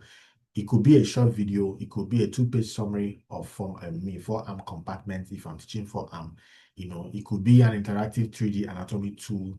It could be a pre-class quiz, which you may want to, optional or not, but it's always good to have quiz, to assess their own learning. And then during the class, the idea is, to shift. Remember, we talked about, order of learning, right? Low order and higher order. When you are applying learning, you're able to interrogate learning, create new learning. You are now at the higher order. So at that level, you want to make sure that they can identify nerves. For example, they can solve clinical cases, they can do interpretations, they can, teach another person that's the same thing, they can simulate it and things like that.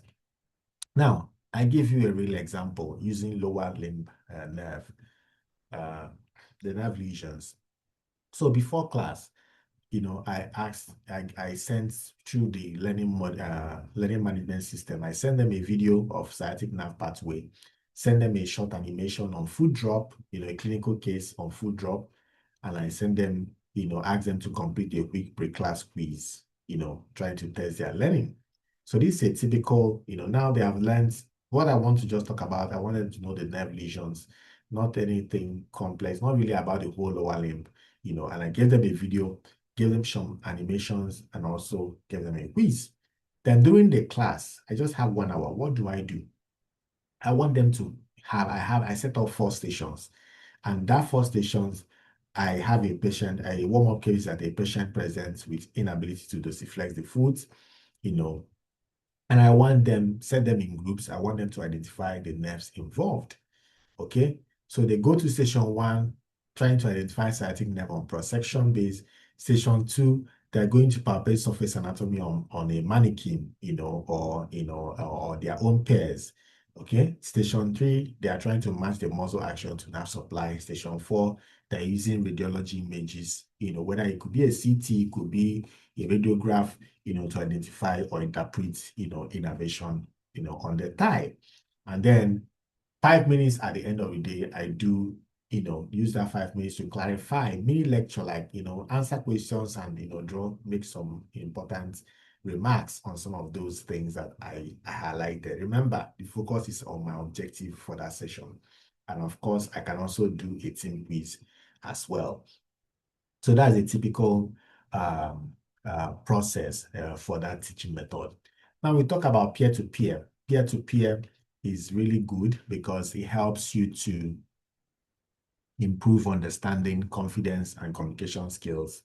And it's something that we normally use, to enhance. I remember, intelligent quotient of students are not the same. People have different backgrounds where they're coming from. So when you have students, definitely you expect that they're going to have, variant, intelligent quotient.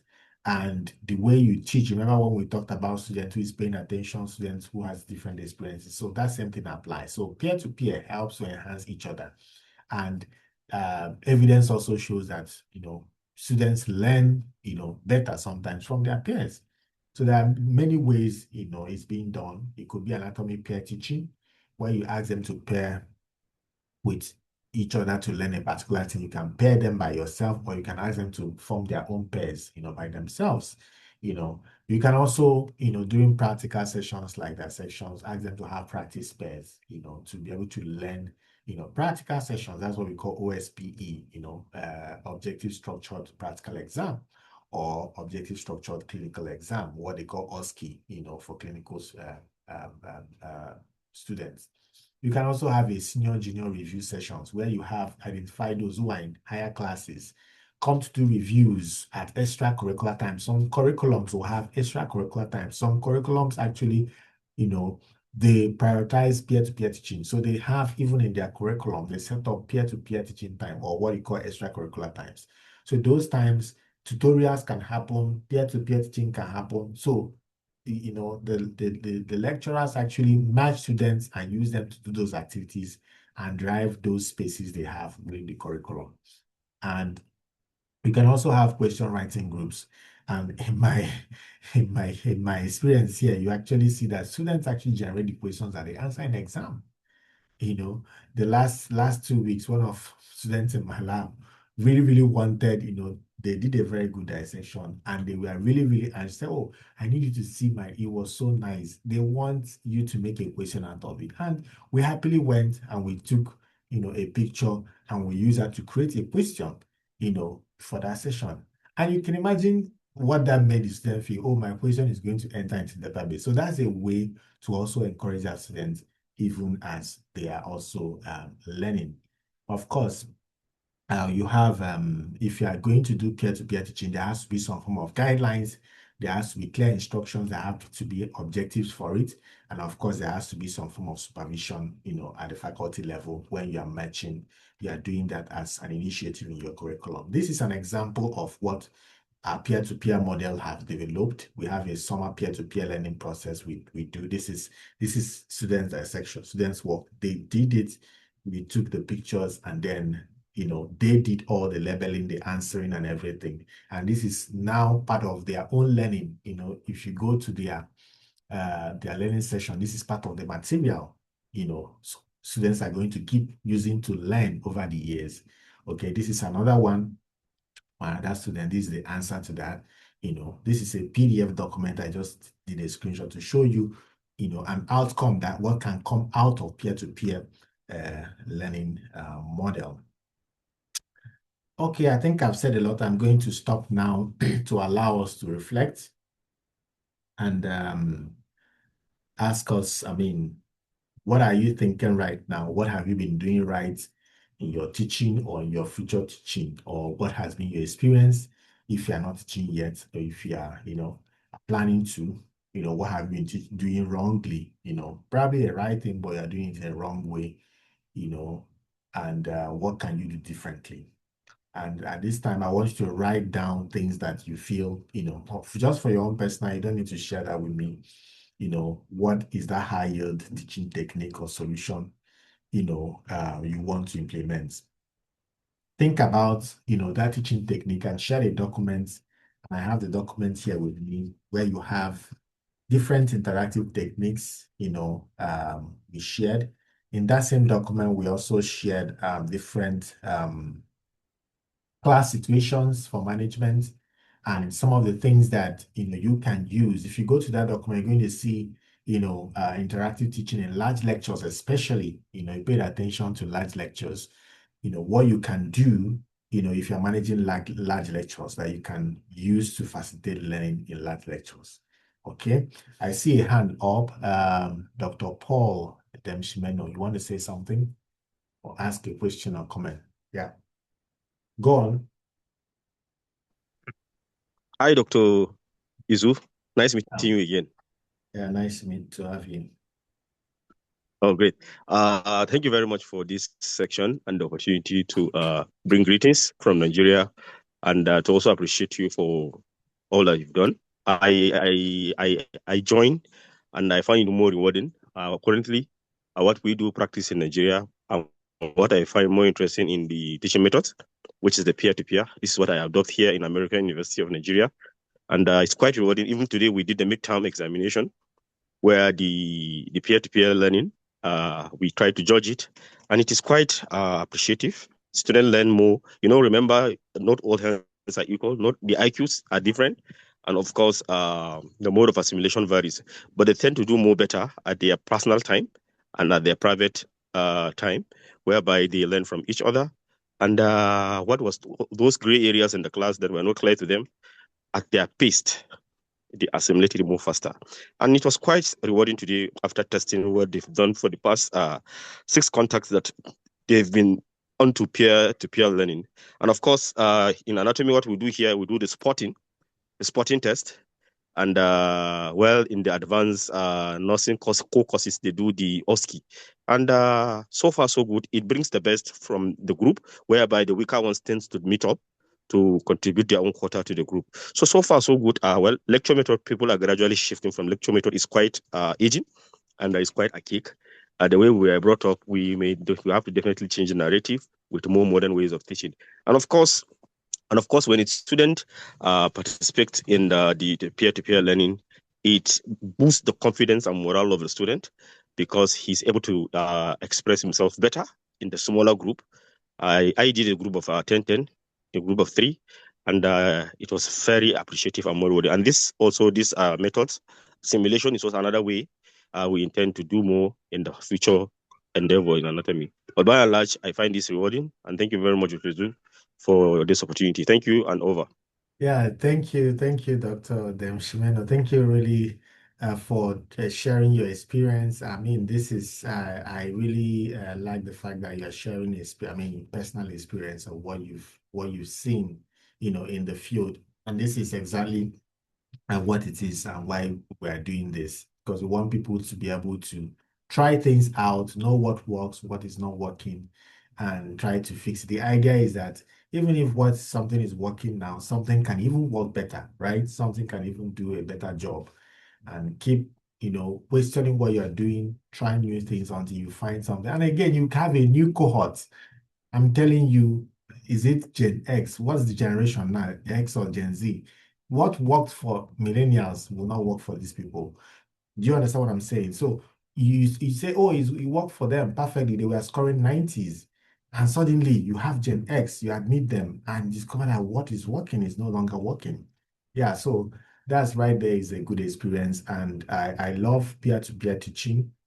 But sometimes what we do is most times we don't pay attention. The only drawback is that sometimes the faculty don't pay attention to, or give access for students to get feedback for that peer-to-peer, which I'm happy that you are saying you are trying to assess it, which is a good one. So paying attention to it. I remember a case that happened a few weeks ago. One of our students, I overheard them, talking to another student. It's more like peer-to-peer thing. The sciatic nerve is 2 nerves, made up of one. And that concept, people have that as a concept. But I needed to diffuse. I said, no, it's actually when it's sciatic, when it gets to split, it's a different thing, it becomes common fibula and so on. But you need to, so I had to go back and I gave that feedback right there and then, because somebody is going with a concept that is not true, and that because it's being taught by the peer. So there has to be some form of faculty supervision, getting feedback. What are the challenges the students are facing, even though the person who is a senior person, or as they are learning, what are the common challenges they are bringing up? Who is answering them? Is there a channel for you to solve those problems and help them even learn better? Thank you so much for that experience. Okay, yeah, Vin, definitely. I'll be happy to share. So that takes us to summary on what we have been saying so far from the former class, the last session and this session. Let's just tie everything up. First is that what we can conclude is that all forms of learning are potential active learning, right? Do you agree with me? Do a thumbs up if you are doubting, or do a drop down for me. So you can convert any learning you have opportunity to be in has to be, some form of active learning, especially that neuroscientists, says no, that all forms of learning are active. And again, what we are also able to learn is that we can only achieve effective learning by managing intrinsic load, increasing germane load, and decreasing extraneous load. We learned this really, really well in the last session. And then we're able to identify the 3 domains of, learning taxonomy that are really necessary. So as we are developing our students, learning process, we shouldn't just focus on, cognitive learning. We should also make sure that we apply that learning. As we're applying them, we are, helping them to develop affective and psychomotor as well. And then we're able to look at, different kinds of cognitive learning process, which we learned a lot the last time. And then today, we focus more on the teaching methods, which, we are just completing. And at this time, I'm going to take questions before we take our break and then reconvene for the final part. So questions, any question you have at this time, I'm going to take them from the last session, from this session, from what you read in the resources, the masterclass resources I shared with you.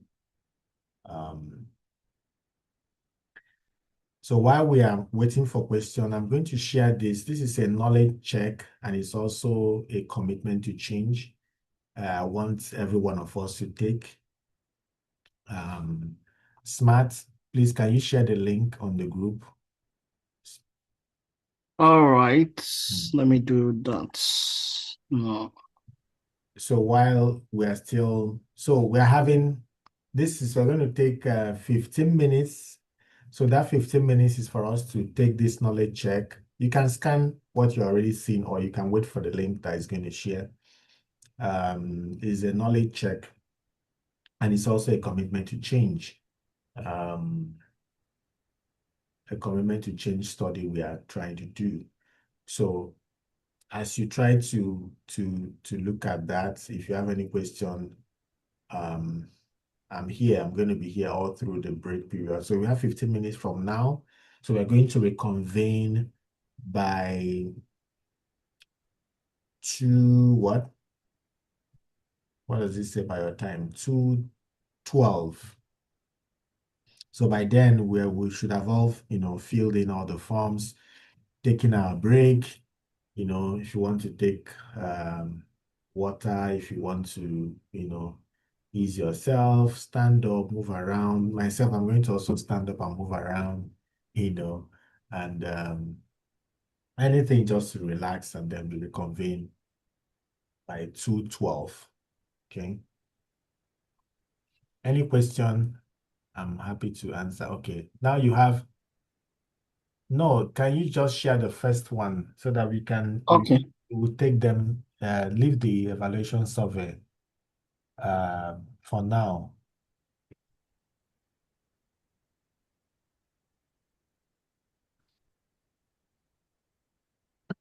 Sorry, we just want to, for now, just the program evaluation will come at the end.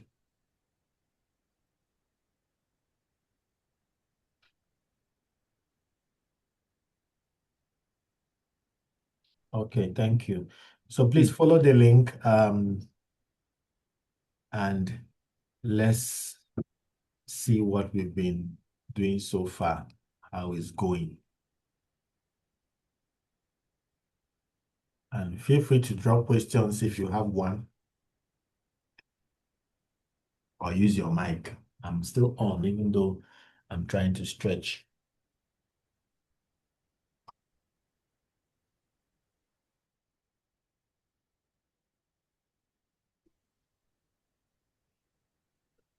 I didn't see the link. Am I supposed to use this QR code? The link is in the chat box, so you can check the chat again.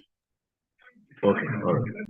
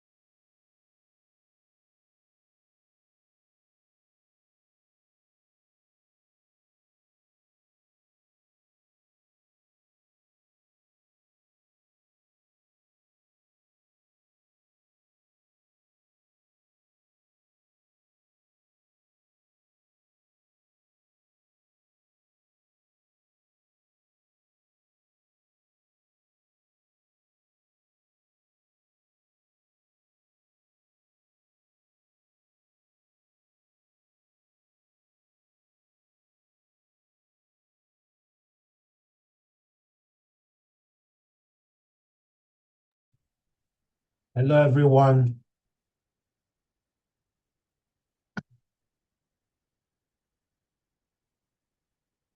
Hello, everyone. Knock, knock, knock, knock. How are we doing on the, hope we're able to get some break and also fill out the form. How are we doing on it? Yeah, we're here. How many, anybody still filling out the form?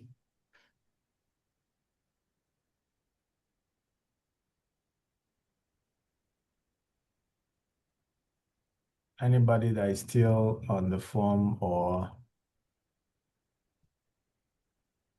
okay, someone says done.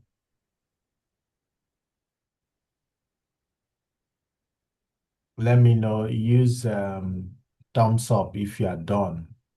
If you are still on it, use thumbs down. Done, okay.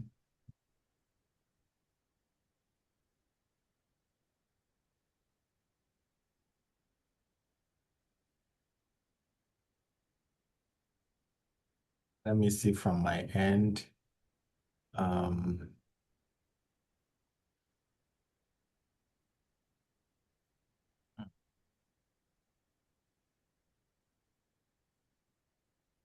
oh, Olariwaju is yet, okay.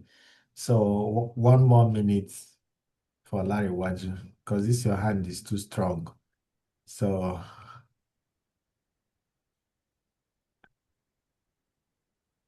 now I'm regretting saying thumbs down because he looks so strong.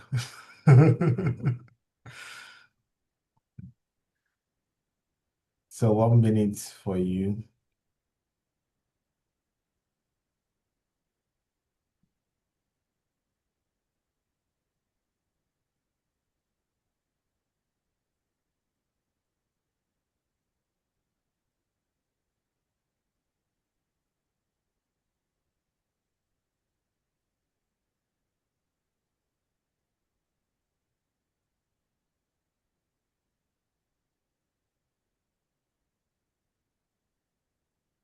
So this session is going to be very short, and the next session is going to be very short. Hopefully in the next 20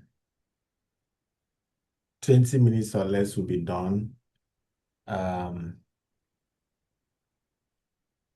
Thank you for continuing to stay behind. It shows the zeal and the commitment to learning and being better at what we are doing. We are all learning together and trying to improve what we are doing. And that's the hallmark of a real scientist and a real teacher. You can't be a teacher and you're not teachable, being able to learn is the hallmark of a teacher, that you must keep questioning what you're doing and keep learning from it. Okay, our break is over now. So here we're going to just, trying to, tie up some of the things we've been talking so far. The first one is we're going to talk about how to prepare. We talked more on content development, what you do when you're in the class. So just a little bit of, I just want to scratch it as much as possible. Sorry, my video is still off. So to talk that a little bit more on how to prepare. Remember the chart I showed you before that gave you, the life cycle of your teaching, the pre-teaching, the during teaching, and the post-teaching process. So the first thing is to prepare ahead. Prepare ahead, your teaching, you should prepare ahead what, your classes. You don't have to wait 1 week to the time, here. I use 1 month. In fact, sometimes more than 1 month to prepare for a particular class, like for a session of 1 hour. You won't believe it. So prepare ahead because you need to develop. Sometimes you are developing some pre-class sessions materials, and again, even if you, of course, if you are teaching a particular subject, you discover that when you have taught it the first time, you kind of have some materials, right, already. So when you are doing the next thing, so what you are doing is update. So that's why I say prepare ahead and update. Don't make the mistake of, I've had, experience of teachers who come back, still the same information of 1920 they're giving you, the same material. You could literally see that this material has never been changed for the past 10 years. Please update your lessons, update your classes, try to use new things, try to try new methods. Probably the last time you did a small group discussion, you did a case study. Now try to do something else. Try to flip the class and see how it works. Prepare ahead and update so that you wouldn't be caught up in that process where you now have to be forcing, information on students because you have not done your own job. And then use the right resources. Use the right resources, and I will want to add standardized or approved resources. Right resources, I mean approved by your institution. Let me warn you, if you want to dare now, just go on your Google and search something like brachial plexus, and put images. Try to generate images online. You are going to be shocked at the kind of images you are going to be seeing.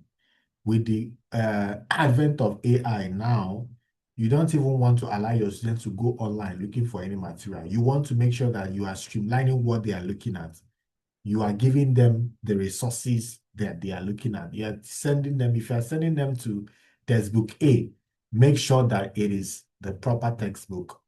It's not one textbook generated from AI by one person, and done together. You're going to see, sometimes you see generated images. One problem that the artificial intelligence platforms they have is that they don't generate images well. An anatomy, for example, is an image-laden course. So if you depend online for your students to go online, go to YouTube, listen to a lot of people that have developed their lectures using different kinds of images, you'll be shocked that very soon they'll start telling you brachial plexus is now in the lower limb, because the image is going to generate. You're going to be shocked. I've tried what I'm telling you, and I told myself I will never again start looking for resources. And sometimes, yes, I know there are images you want to generate, and you see yourself going online because you can't really see what gives you exactly what you want to achieve in class, on textbooks, and you're trying to. Sometimes I create it myself, go to maybe Complete Anatomy, go to some of these apps that are well developed, use their models to, dissect and create that image. And that's why it takes me time, because I create my images by myself. So use the right resources. That's all I'm trying to say. Try to align them with national or international standards. Don't teach in silo. If you are preparing your students to be local champions, you also imagine that if I'm teaching a doctor, for example, what if they are practicing in Kenya? What if they are practicing in Canada? What if they are practicing in Asia? So you want to think in that context so that you are preparing a medical doctor that is able to practice in a rural area, for example, versus an urban setting. So try to infuse some of those elements depending on the goals of your institution. Then adapt secondary resources. Sometimes because of time, you value your teaching time. If you can find resources from credible places, I'm going to be showing us some places that, you can find those useful resources. Don't spend time developing new ones. If you have something that could work and you can easily adapt, go for it, adapt it, suit it, and make it, a document that can really be useful for your own session. Adapt resources as much as possible to save your time and use the time for other things. And then finally collaborate, mentor, seek for mentorship, supervision, some form of, oversight. Anybody that doesn't have anybody that, someone that supervises what they do, you wouldn't know whether you are growing or not. You can't tell about your growth. You must somehow have somebody who, myself for one, you ask my friend Smart, I ask him, well, please help me and review this. Please help me and look at this. Because I don't like sending anything out without having somebody look at it. Even if Even if that person is not my supervisor, I put it on myself to make sure that whatever I do, somebody takes a look at it. I just want somebody else to see it. Give me that criticism. Tell me that it's not looking good on it. Just tell me as we debate those ideas you are bringing, I'll be able to know. So the same thing happens to your teaching materials, and of course, every other resource you are sending out. We want to talk a bit about slide design. Sorry, let me get, okay. Somebody saying something. Okay, slide design. I'm going to 1 minute.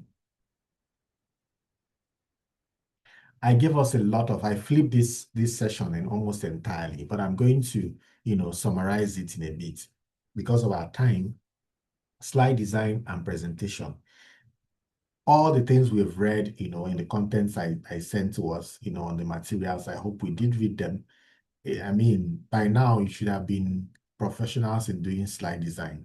You also understand that, people who say that, the typical default slide design, they expect you to use bullets. If you've noticed that I have not been doing bullets, you've also noticed that, the way I do my slide design are different.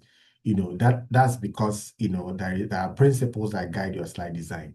And remember, we talked about some of them, for example, cognitive load. Someone say I'm not sharing my screen. Can you see my screen? Because I can see that I'm sharing my screen. I can see your screen, sir. Okay. So, Smart, perhaps you are having that problem. Sorry. Maybe you might want to log in and log out and log in again. Thank you for the feedback. So, the first things we want to talk about is the keeping your slide simple. Keep your slide simple and focused. Let me talk about simplicity a little bit more. Simplicity, by simplicity, I mean, don't put anything that you don't need. Anything you won't speak to, you won't use, that is not necessary, take it out. If that video, image, illustration, symbol, for example, I put this intention, let me criticize what I'm seeing now. What do you think that made me to use that circle on a white frame? Because I'm focusing on something, right? I want you not to look at the black side. I want you to focus on that information. Keep your slide simple and focused. You can see how I zoomed in on it, and I'm trying to tell you, focus on this information. If you don't learn anything, learn that your slide must be simple and focused. So that's the idea. That's an example. Now you see some people, you are talking about sciatic nerve. And then on your the right side of your slide, there is somebody eating pizza. One picture of a cartoon eating pizza. It's part of maybe the theme you use in the slide PowerPoint. And it's showing, it's even flying and doing like, birds, the feathers are flying up and down. And you're wondering, what a distraction. So that's the type of thing we talk when we mean, we talk about, when we talk about keeping things simple. So if possible, you just use one slide to communicate one idea as much as possible, one idea per slide if it's possible for you. Use visuals to support learning, not to decorate. I think I've said that already. And use high contrast and legible design. You can see high contrast, colors at, how contrast, black and white variety. If you're using a black background, make sure that what you're putting on them are, white background or white letters. If you are using a white background, make sure that what you're putting are dark, dark letters. And then use consistent layouts and visual hierarchy. When you are, using headings, subheadings, make sure you are consistent in the font you are using, in the style.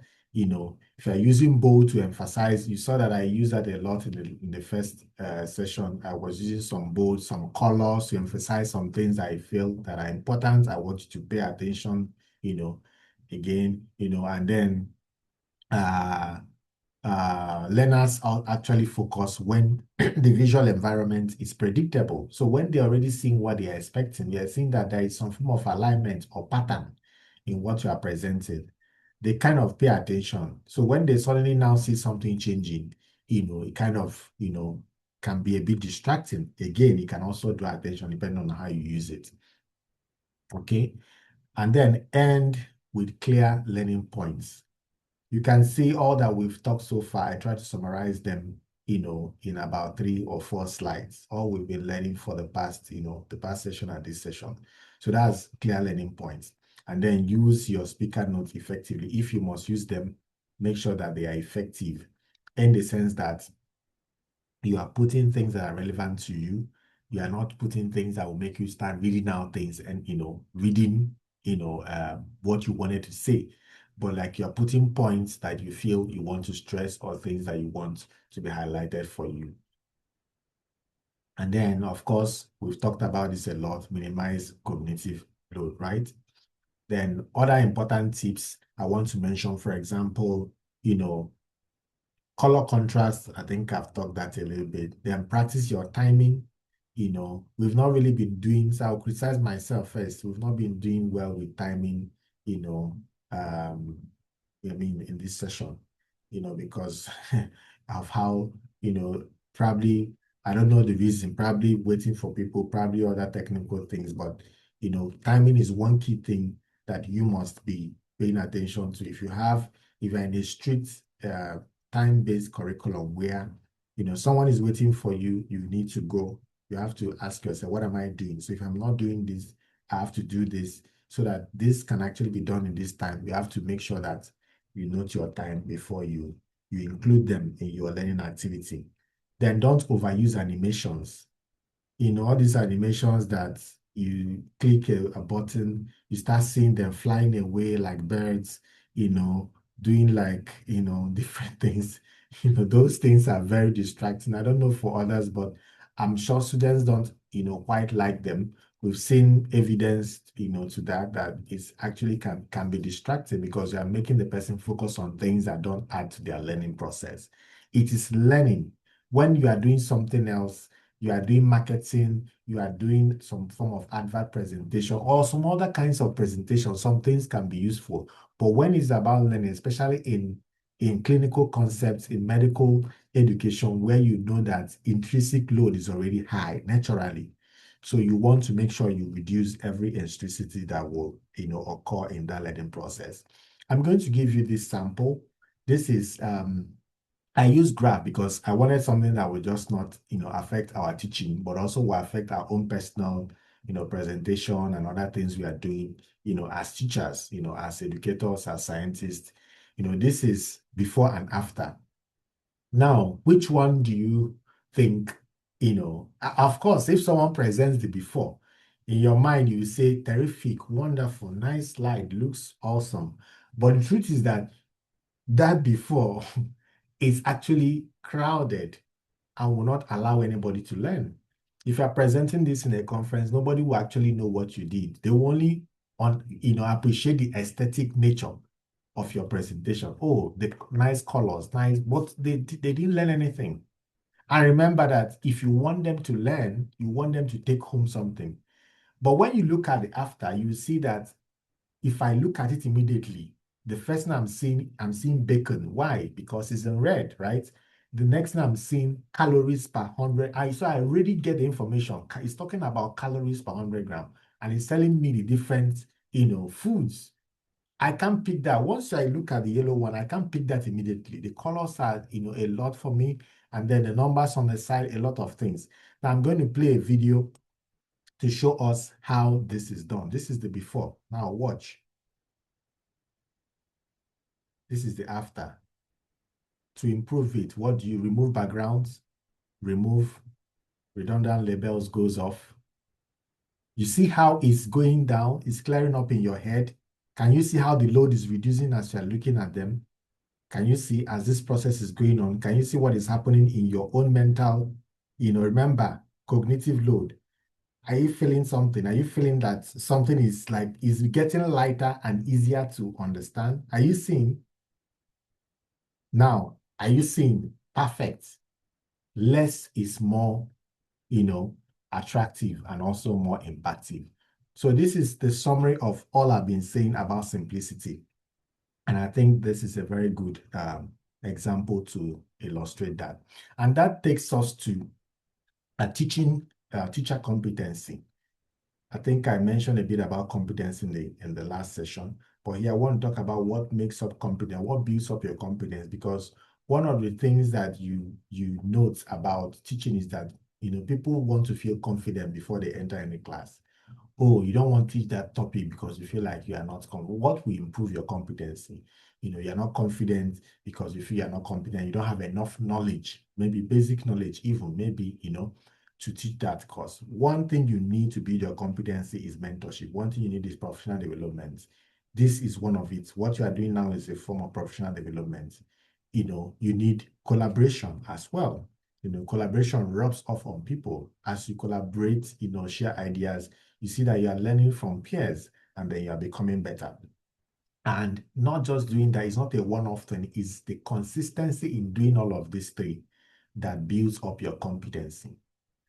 I'm sorry to say that I've seen people who, probably what they know in the last 10 years are still quoting it till today. They're telling you, oh, there is evidence that shows blah, blah. The last time they learned about that thing was 10 years ago. The consistency in your learning, see yourself join, workshops, training, different kinds of learning processes to improve what you know. What you know last year could have changed this year. What you think you applied that will work better, it could have just been different. What is the newest thing that has happened? That's about competency. And how do you improve that? Mentorship, make sure you have some form of mentorship, whether direct or indirect. I have a lot of indirect people. I just follow them. I just look at what they do. I just get inspired by them, query their work, follow their track record, what they try to do, try to, learn from it and do something similar that suits my situation. They are mentoring me, but they don't know. That's indirect mentorship. You can also have a direct mentor that you relate with on a base, they also are aware, they are mentoring you and they're intentional about it. Professional development, of course, conferences, meetings, workshops, webinars, symposiums, training, self-based directed learning, courses and so on. Collaboration, not just for research, collaboration in even teaching materials, collaboration in resources and many other, things that you might need on your journey. Now let's talk about resources. I know there are many forms of resources we need and we use, and sometimes we have this challenge. I had some form of challenge in Nigeria trying to find resources. And I remember, Ababio, not Ababio, sorry.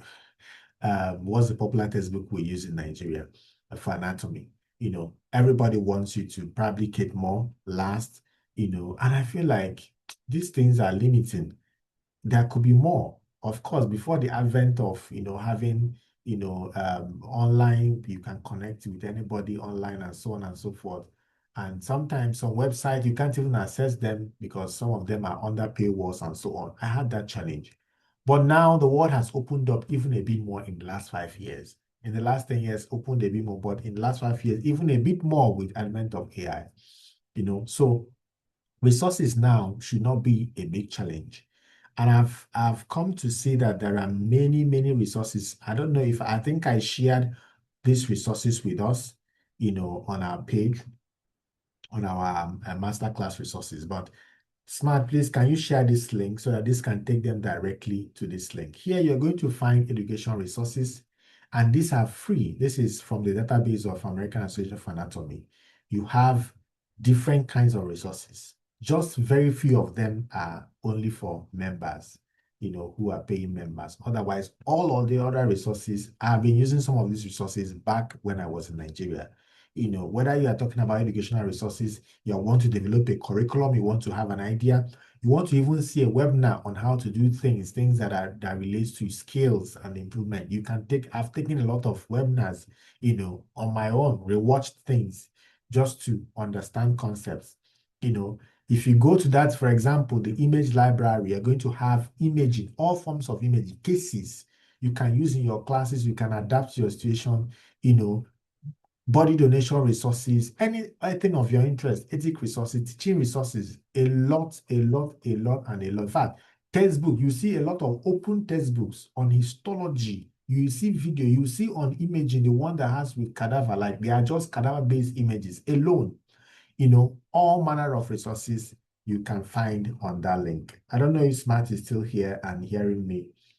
Please help us to drop that link for those. Yeah, I'll drop it soon. Yeah. Okay, yeah, thank you.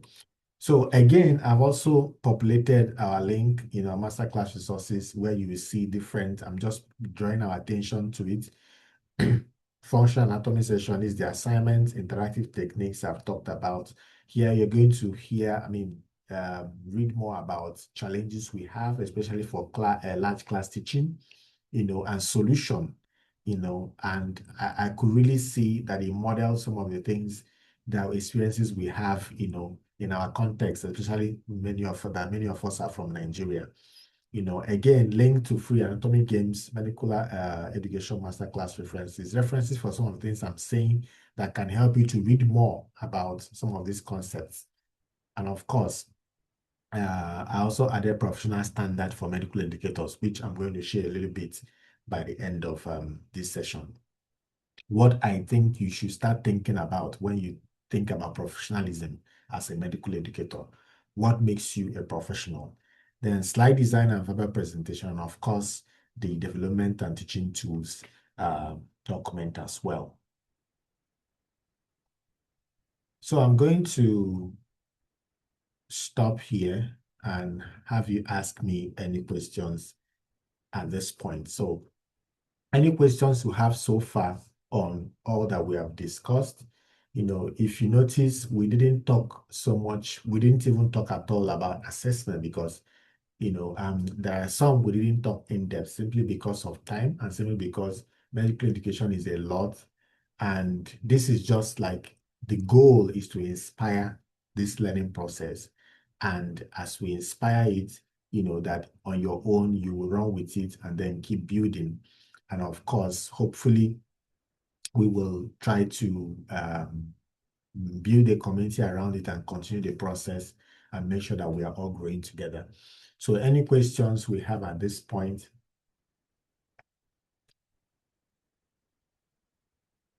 Questions, I need your questions, your contextual questions, especially what to do. I'm really eager to see, you know, discuss, you know, issues around challenges, issues around what you might do or how you might want to navigate things to get you going.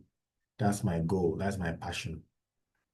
And if we don't have questions, we're going to be taking the questions and we have a final. Remember that our program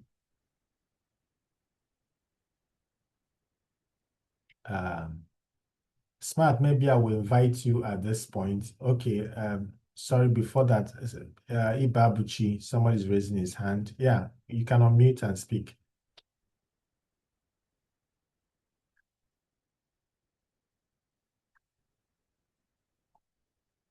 So thank you so much. I'm in a very noisy environment. I don't know if everybody can hear me. I don't know if my voice is clear. But first of all, I want to appreciate you for your time and for taking us through these wonderful resources. But mine is first a concern and then and a question. Now, I overheard you say something like you can take up to a month to prepare for a class of about an hour. But then, you know, it struck me because in my own context here, I'm expected to teach, say, 2-3 classes in a week. I can take cross, I can take embro, I can take histology for different levels, 200, 300, or depending. And mine is a concern about constraint of time. You know, I don't have that time to take up to a month to prepare for a class of 1 hour. Yeah. Where in a semester of 3 months, I have me alone, I can have up to 10 topics in a particular course, say, gross anatomy for a particular class. So that's a concern. But the question now, emanating from that is, how can I manage that? How can I manage that? You've talked about self-development, preparing your slides. This takes time, searching through the internet, scanning through resources, keep update, to keep yourself updated.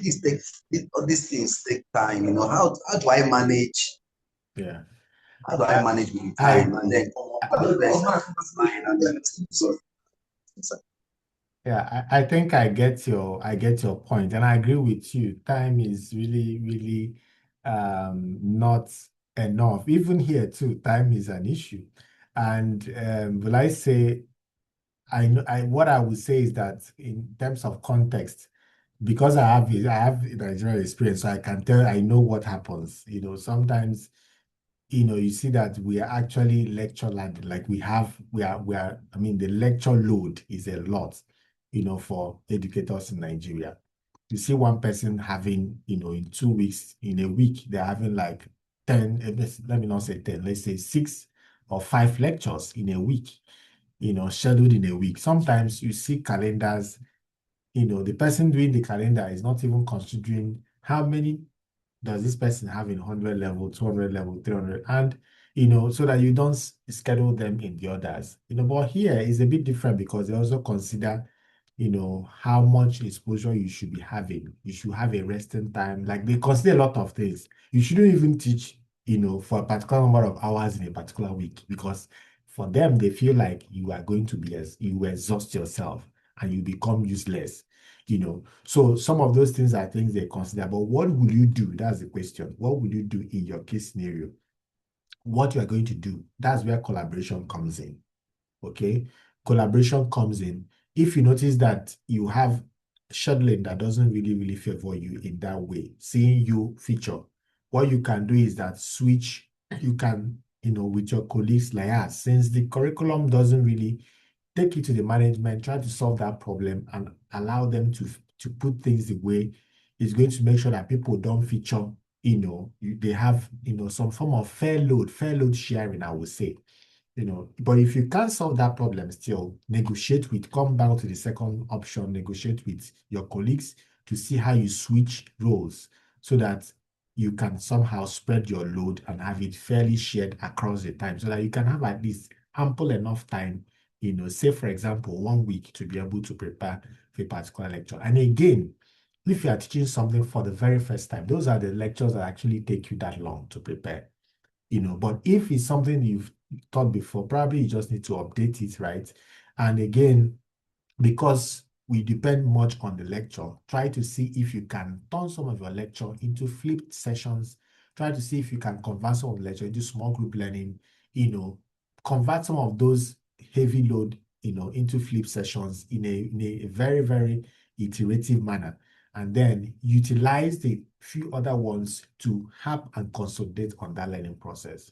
So these are some of the things I think will be very helpful to you. Collaboration in the sense that you reach out to people who have, colleagues who have done something in this area, and you feel, okay, please, can I have access? Actually, if you also go online, some of the resources I shared, you can actually see lectures already developed. You just need to adapt them. Okay, developed based on some of these concepts that I've taught. You just need to adapt them. You just need to fine tune them, adapt them to achieve your own learning objective. For example, if I'm teaching a physiotherapist, if I'm teaching a medical doctor, if I'm teaching a nursing student who is just getting RN, it's different. My approach will be different. I don't need to start, if I'm teaching an anatomist, I will teach differently because I am focused on different areas. So just adapt. That will not take you as much. Probably replace few pictures, probably change a few things, and probably change the objectives and some other things and the direction. But that will really help you to do things, faster. Thank you for that question. I hope I'm able to scratch it a bit.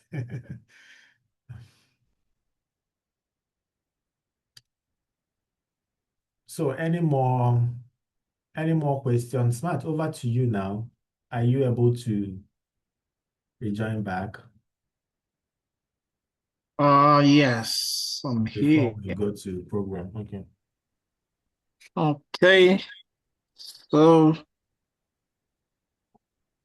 Thank you very much for this wonderful session. It's been quite interesting, eye-opening. It's been inspiring. It's been insightful. It's been elevating and also enriching. For lack of words, I would have to stop here because if I keep expressing what the session has added to us, I don't think we would be able to live here.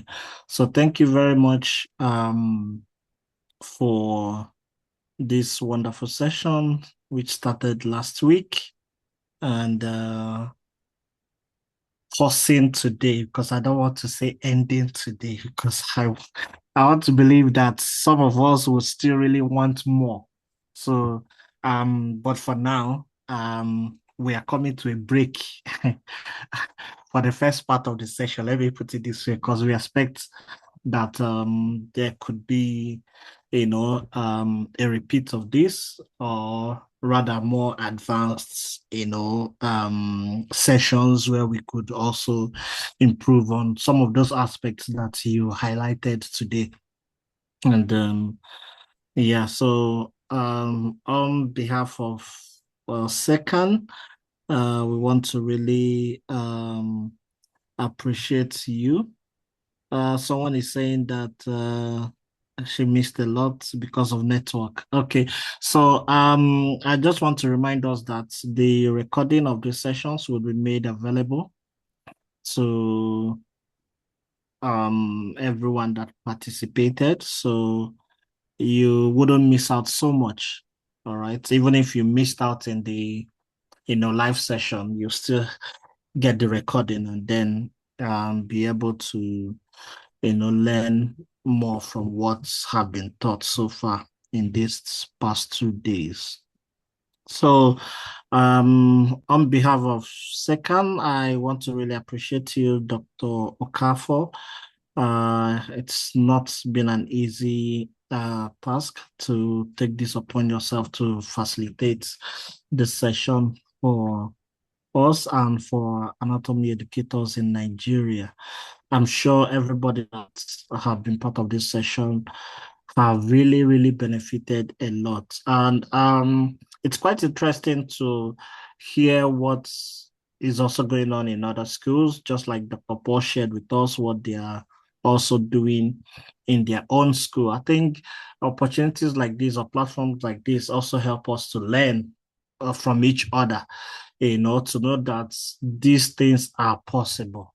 These things are possible. So, and I believe it's also a way of establishing some form of network among ourselves where we can be able to reach out to one another, learn one or two things that are happening in other schools and how we can be able to adapt that. Because I want to believe that with the way Dr. Paul shared his experience of what they're doing in their school, one or two people who are interested should be able to reach out to him and to also get more ideas, learn how they can also implement that in their school. And I believe that this class it's not just a class for having a class sake, because I believe, not that I want to believe, I believe that this is more like a stepping stone to greater things that are yet to come. I believe Dr. Kafo would tell us a little bit more on that now or maybe later. I don't know. Because this class is more like a primer to what we need to open ourselves to, in the coming future, how we can be able to improve, not just as educators ourselves, but also to improve the impact that we make on the life of our students. So having said that, unfortunately, I think some members of SECAN executives are unavoidably absent. So on their behalf, I want to appreciate everyone that has been part of this session, everyone that has been patient enough to stay from the beginning to the end. It's not an easy thing. I think this also gives us an insight into what our students also experience in class. When you're in class and you're teaching and you see students walking away, or they get tired, they get exhausted, and they leave before the end of the class.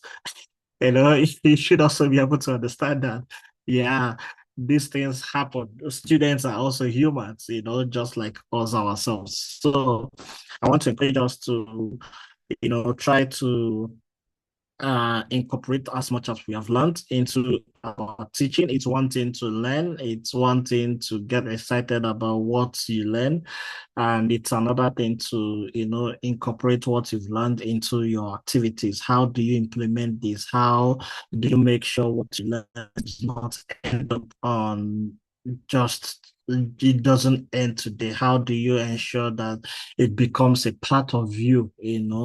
So, like I said, this class is more like a primer, so it should open you up to, continuous learning, lifelong learning, as long as you're existing, as long as you're in the profession, carrying out your teaching duties. This should serve as a basis to, expose you more, or test more, have more tests for improvement in how you deliver your service to your students. It's actually necessary that we make that distinguishing impact in our service delivery. All right. I don't know if Yeah, okay, I think yeah. thank you. Before Yeah, okay. thank you, Dr. Smart, for that elevated speech, and for thanking me, and also for the opportunity to share with the community. I think just two things before we go. The first is the program evaluation. Remember that it's Yes. one of the Let me drop that now. so I'm sharing this screen for those who want to scan while he's getting to share it. This is part of feedback we need for us to improve, these sessions in the future, not just these sessions, any other sessions we are going to do. And I really wish that it's possible for us to do a live, like, in-person sessions. It would have been, the way we would have done it would be different. But fortunately and unfortunately, we have it here. So give us your feedback. Don't spare anything. Tell us what you have in mind, what we did well, what we didn't do well. We would love to really have them.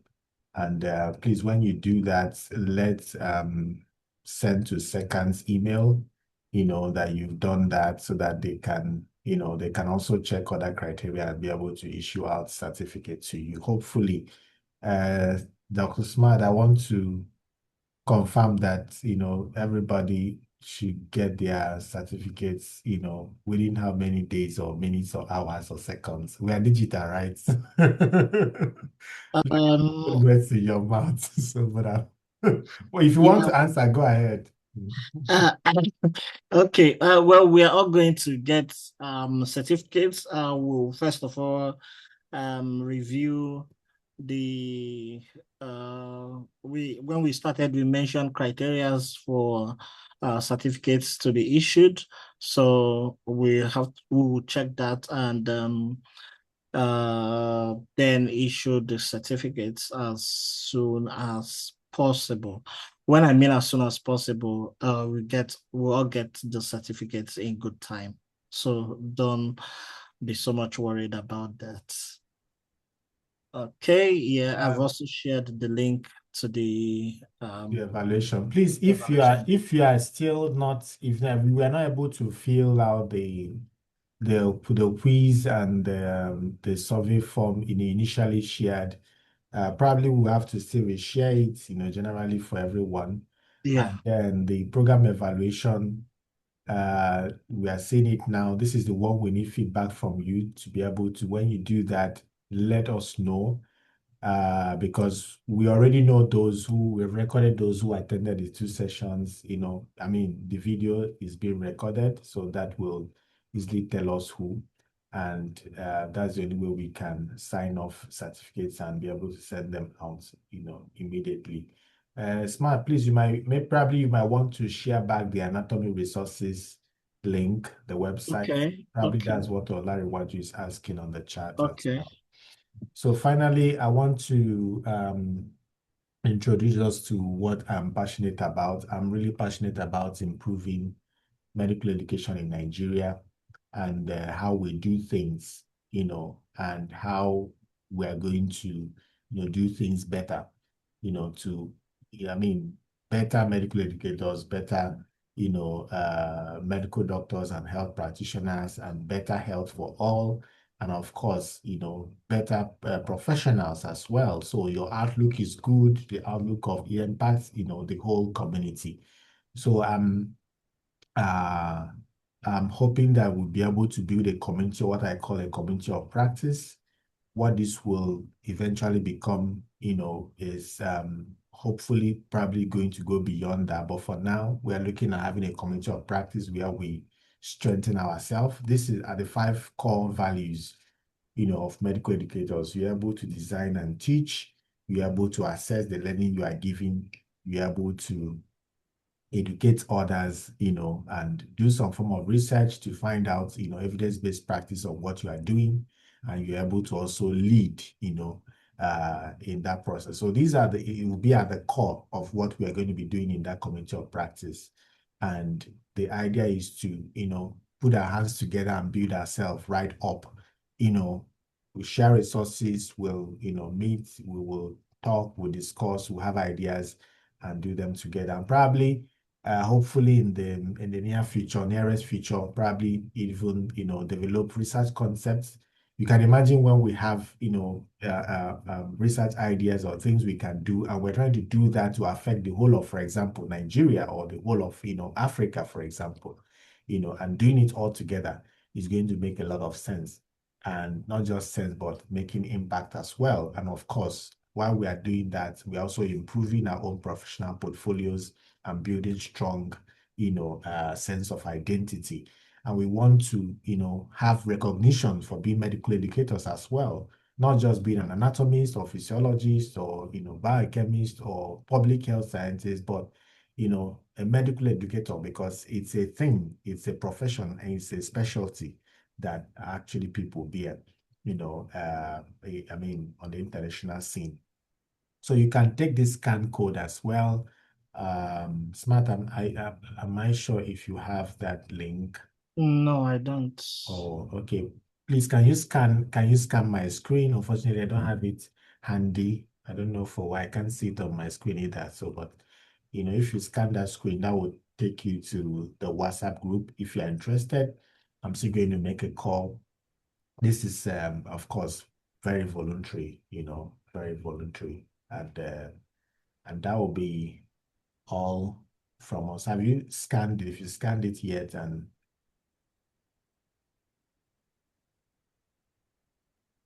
and sent to the group. So I'll be saying thank you to all of us that attended. Thank you for doing this good service to yourself. And thank you for coming to, of course, if you're not here, we don't have anybody, no matter how passionate we are, we'll have anybody to listen to us, right? So thank you for coming to hear us, share, and for us to, share together. And thank you for all your contributions. I'm going to take a look. I'm really curious to look at our adaptations, our assignments we submitted, and hopefully, those who want to discuss further, feel free to reach out, and then we can, discuss anything, and feel free to reach out to me for any concern, any question, even after this session. And that will be all from me. Smart, are you able to scan? Okay, let me Yes, see. I've already scanned. All right. So before Did you send the link on? No, I can't get the link. I'm not okay. connected yet. Let me So see. you have to accept the request first, then with that, I can be able to get the link and put it in the chat box. Okay, I already did. Yes, just a moment. I thought you were already in the group. Let's see. Okay. I think I already. All right. So I have the link now. Okay.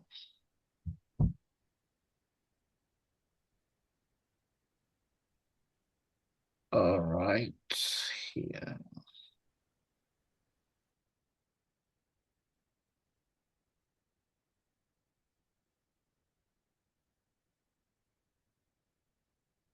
Okay. Yeah. I've shared the link in the group now. Thank you. And bye everyone. I'm going to stop sharing now. And yeah, before we all leave, please, before we all leave,